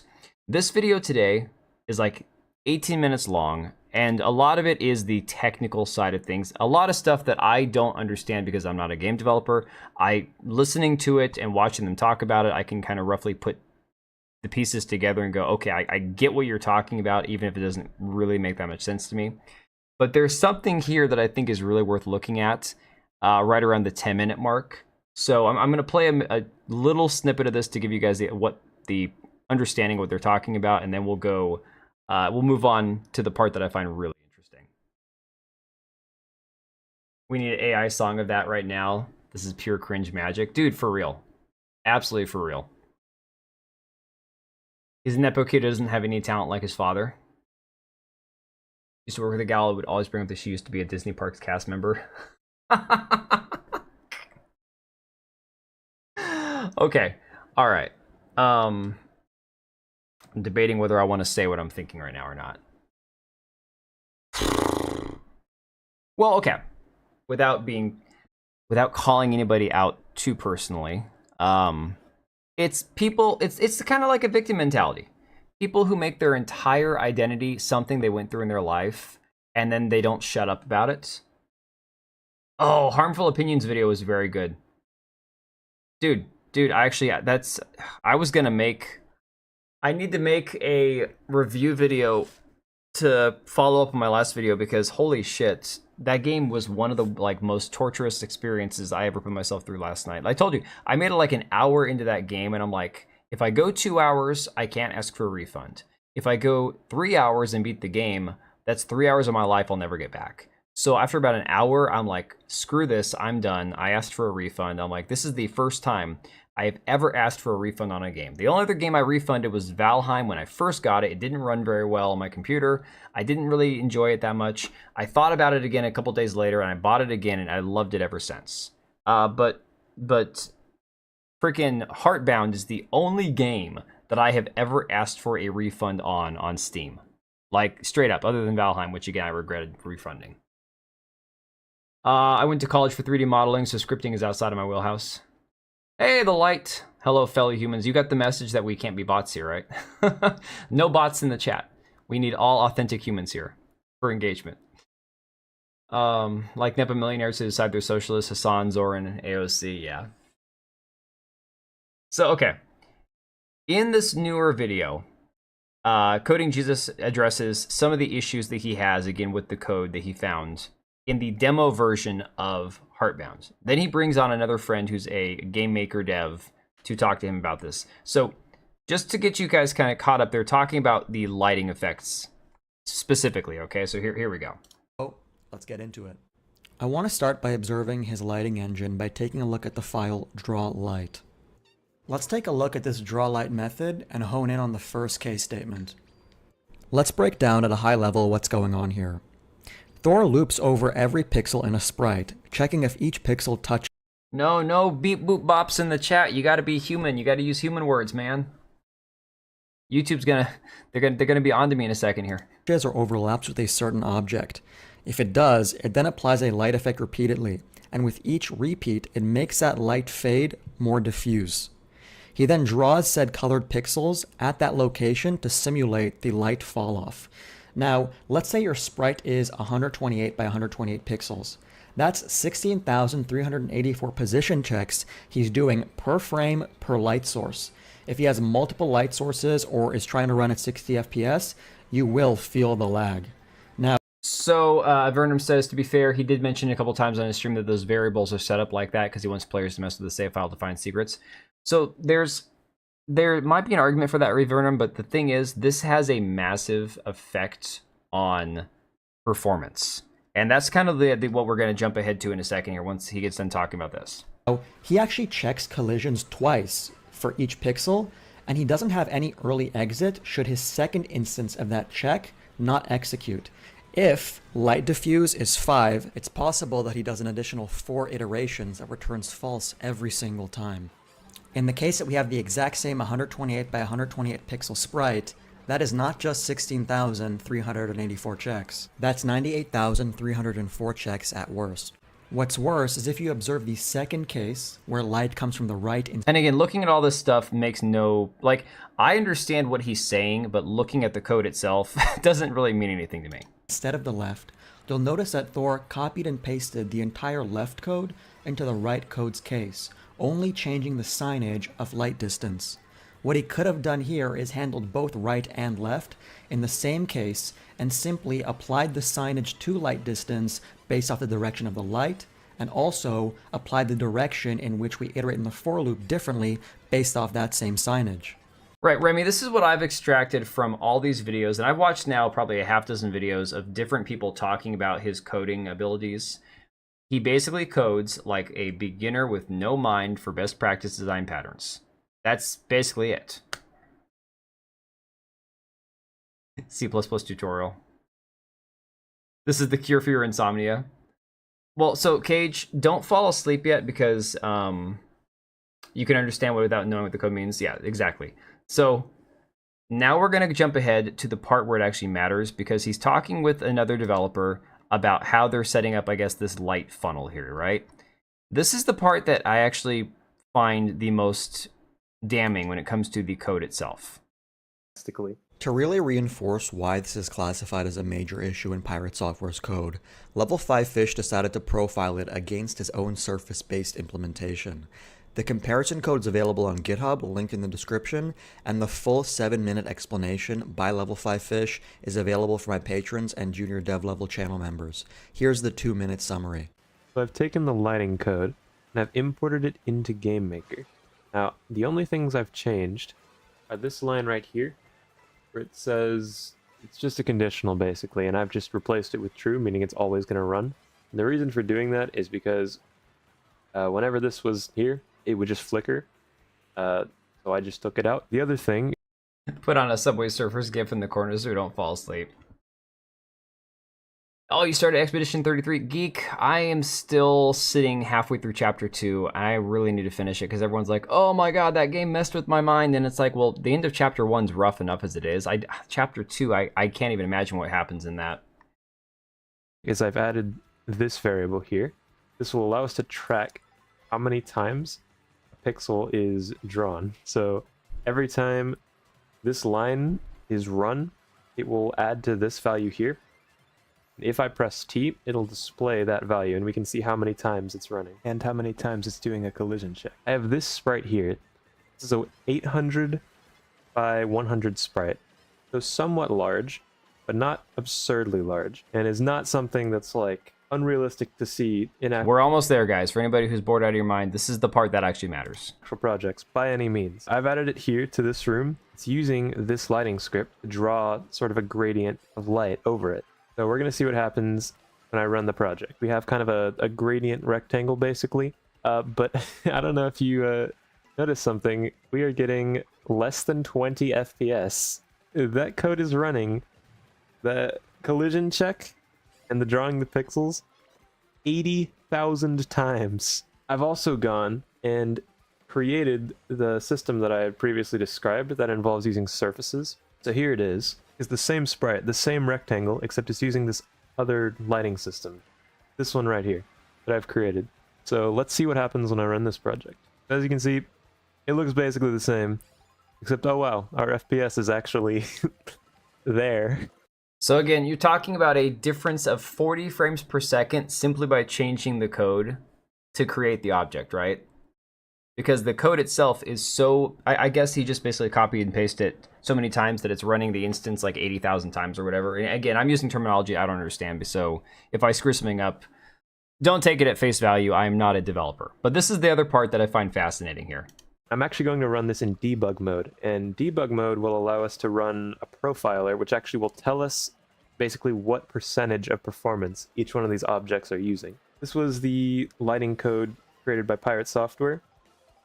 It is using 99.675% of performance, roughly. This is the implementation that I came up with, and again, here's the difference.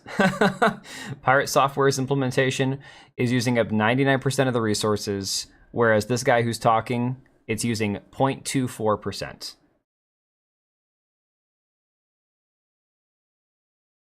more like looping 80,000 times when it doesn't need to. Right. Why does he even need a custom ray tracing shadow script for an otherwise unimpressive looking pixel art walking simulator? See, hey Vernum, this is where my inability to understand how any of this works, because I'm not a game developer, I don't understand coding, I never did C++, I don't know any of that kind of crap, right? This is where all of those issues for me come in. Hey, Makini with the 2 with the Shiba Inu. I love Shiba Inus. Thanks, Makini. Hope you're doing well, buddy. I think it's the first super sticker I've ever gotten. 99% CPU usage or memory? Yeah. That's insane. So, again, that's a situation where I guess you could call it what, optimization or getting rid of redundancies or whatever, or just finding better ways to write the script itself. Leave Maloney worked at Blizzard. Oh, man. So that's all we're going to talk about as far as game code, guys. Just the simple fact that swapping those two reduced the CPU usage by an exponential amount. I mean, it's insane. And the funny part is, actually, I want to say in this video here, or it was a different developer's video I was watching earlier, they said that basically 99% of Heartbound could be done in Game Maker without actually knowing any coding at all. That's the craziest part, is the fact that most of that game could have been made without somebody actually knowing how to code. If you're an engine developer, not Pirate Software, C++ is good. Scripting gets worse. See, again, guys, this is shit that I'm never going to pretend to understand. Maybe one of these days. Get the kids out of the house, get them all grown up and on their own. Using 99% resources, that's great. Pirate Software working quality control back at Blizzard. Right. The irony there. The irony is not lost to me on that one. So I think we're down to the last topic for the night, and it has nothing to do with Pirate Software and everything to do with how messed up the world is, because this is just, yeah, this is bad, guys. This is awful. Somebody passed the cocaine, right? I feel like maybe if we all did some, we could actually be better developers than Pirate Software. Twitter has launched an AI anime companion. It's available for Super Grok subscribers. Let me basically summarize that for you. If you pay $30 a month for Super Grok, you get an AI slutty girlfriend, is basically what it is. So this is the girlfriend right here. And of course, it gets worse. You can see Pirate Nation saying Grok now supports AI Companion 3D animated characters. I don't know if there's going to be a variety of them or if this is just the only one that exists. Let's see here. No, I'm not an appropriate person. I'm definitely enjoying the scenery. My phone is a little tough. Dude, Smeg, this is okay. Elon, Mr. I'm gonna procreate with everything in sight. You know, Mr. We need to replace the children who are not being born with people having more babies. Decides that the best way to do that is to create this, right? No, I don't have Super Grok. No. How slutty is she? Oh my god. It's Misa Amano from Death Note. I saw people making that comparison. We're almost there? Yeah, pretty much. You level her up, she wears less. Yeah, that's kind of what I'm noticing. Tech Dev Notes says XAI has cooked. Yeah. Yeah, as you can see, it's getting worse. Let me see here. This is Grok now. Little AI girlfriend dancing around. Too old for this shit. We're all too old for this shit.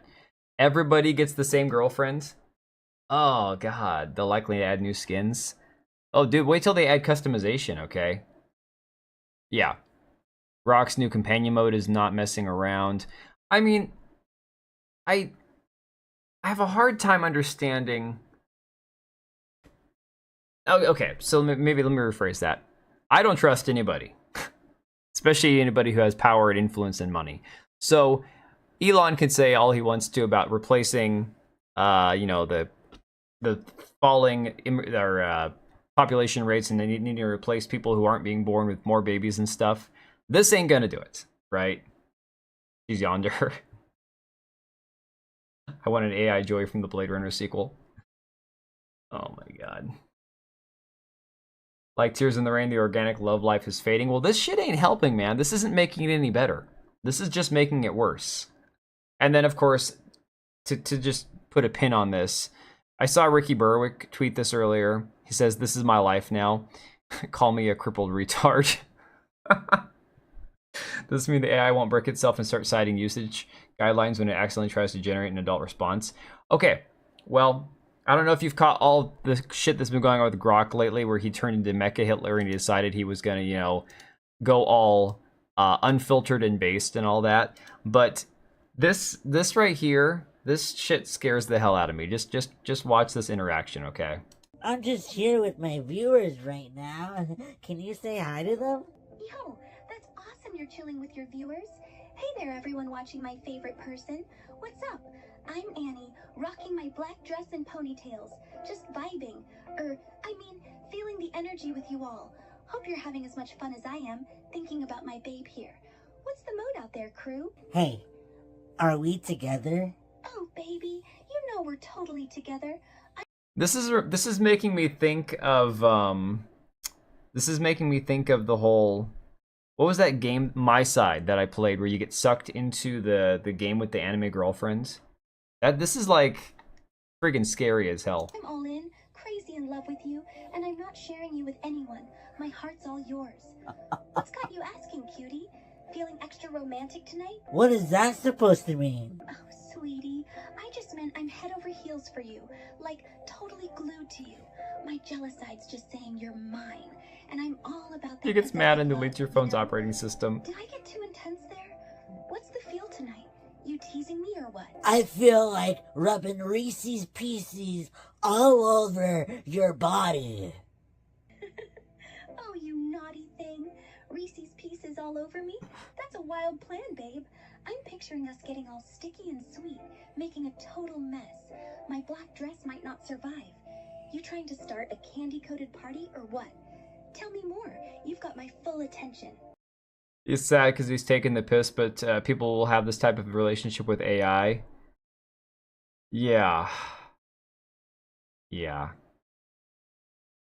I hate the AI response. It needs more human-like. But that's the thing, is it's not going to be human-like. It's not going to be that way because of the fact that it's just going to go with, again, pre-programmed responses, right? Or at least responses that it thinks it wants, that the user wants it to say or hear. Dude's having fun. Oh, he's having a blast. Look, I mean, Ricky, he's obviously just having fun messing around with this thing. But the creepy part is the fact that this is going to be this way for a lot of people, and this is going to start legitimately replacing people's desire to have any relationships at all. Got a bit boring when I started using them without me asking it to do so. Miku AI. Oh my god, man. I don't know. That's scripts limited, yeah.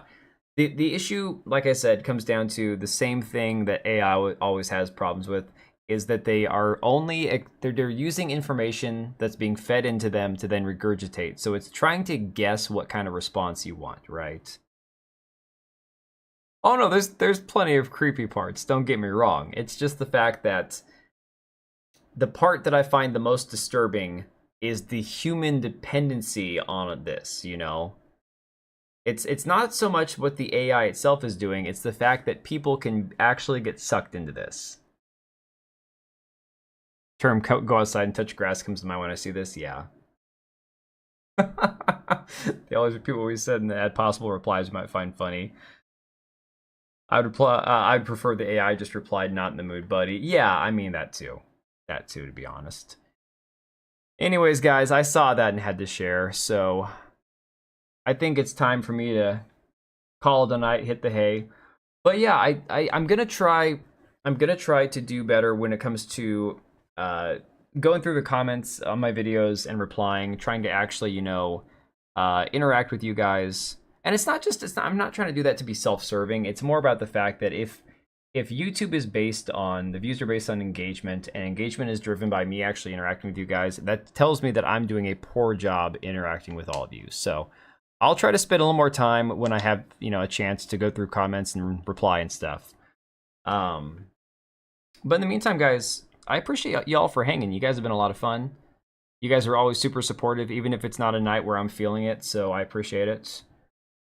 What happens when she gets a virus? Oh my god. AI is awesome, don't get me wrong. I use it all the time for work. Dude, I'm not an anti-AI person. There are those people who legitimately get like pissed off and angry about AI. I'm not one of those people who's like, oh, AI is gonna destroy the planet, it's gonna take over and wipe out the world. No, I'm not concerned about all that. It's just the dehumanizing side of it. You know, that's more what it is. It's the fact that there are people who genuinely will get connected to this and become obsessed with it, to the point where, look, we already have problems with young people not being able to like order their own food at restaurants or ask somebody out or even know how to like flirt properly or any of that kind of stuff.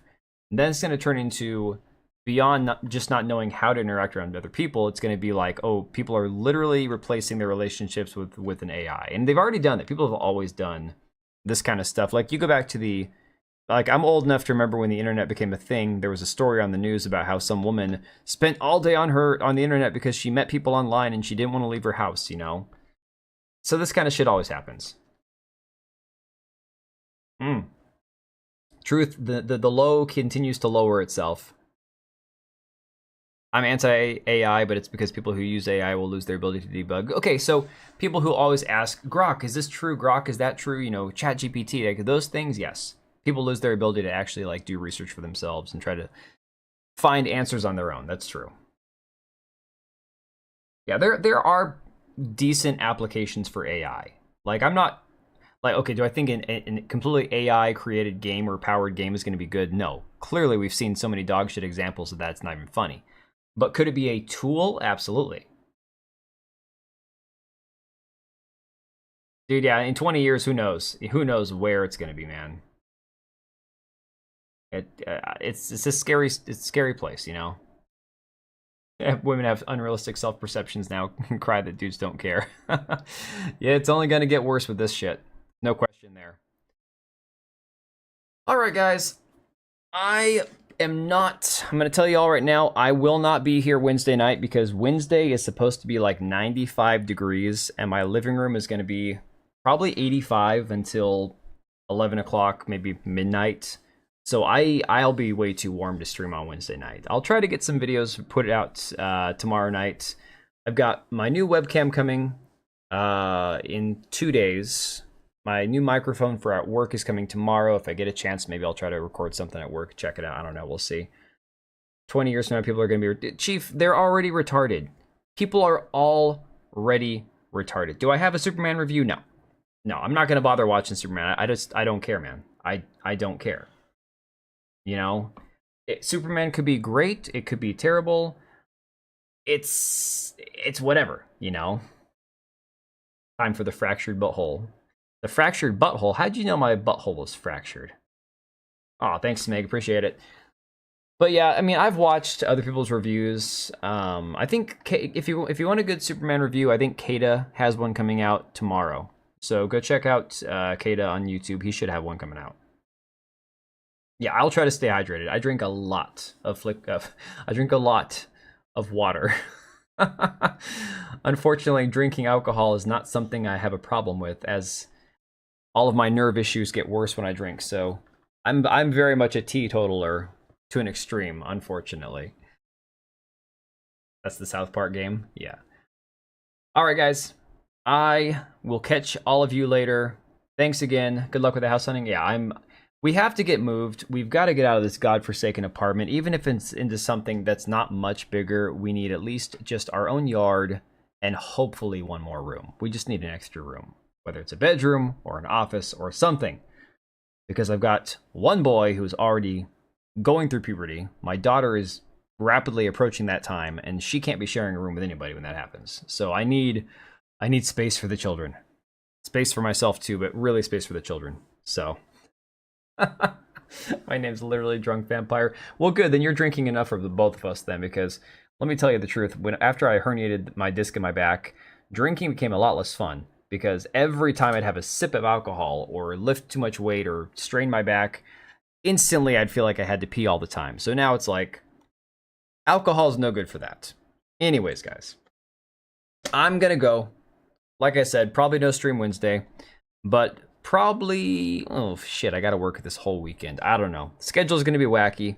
We'll get back to a more sense of normalcy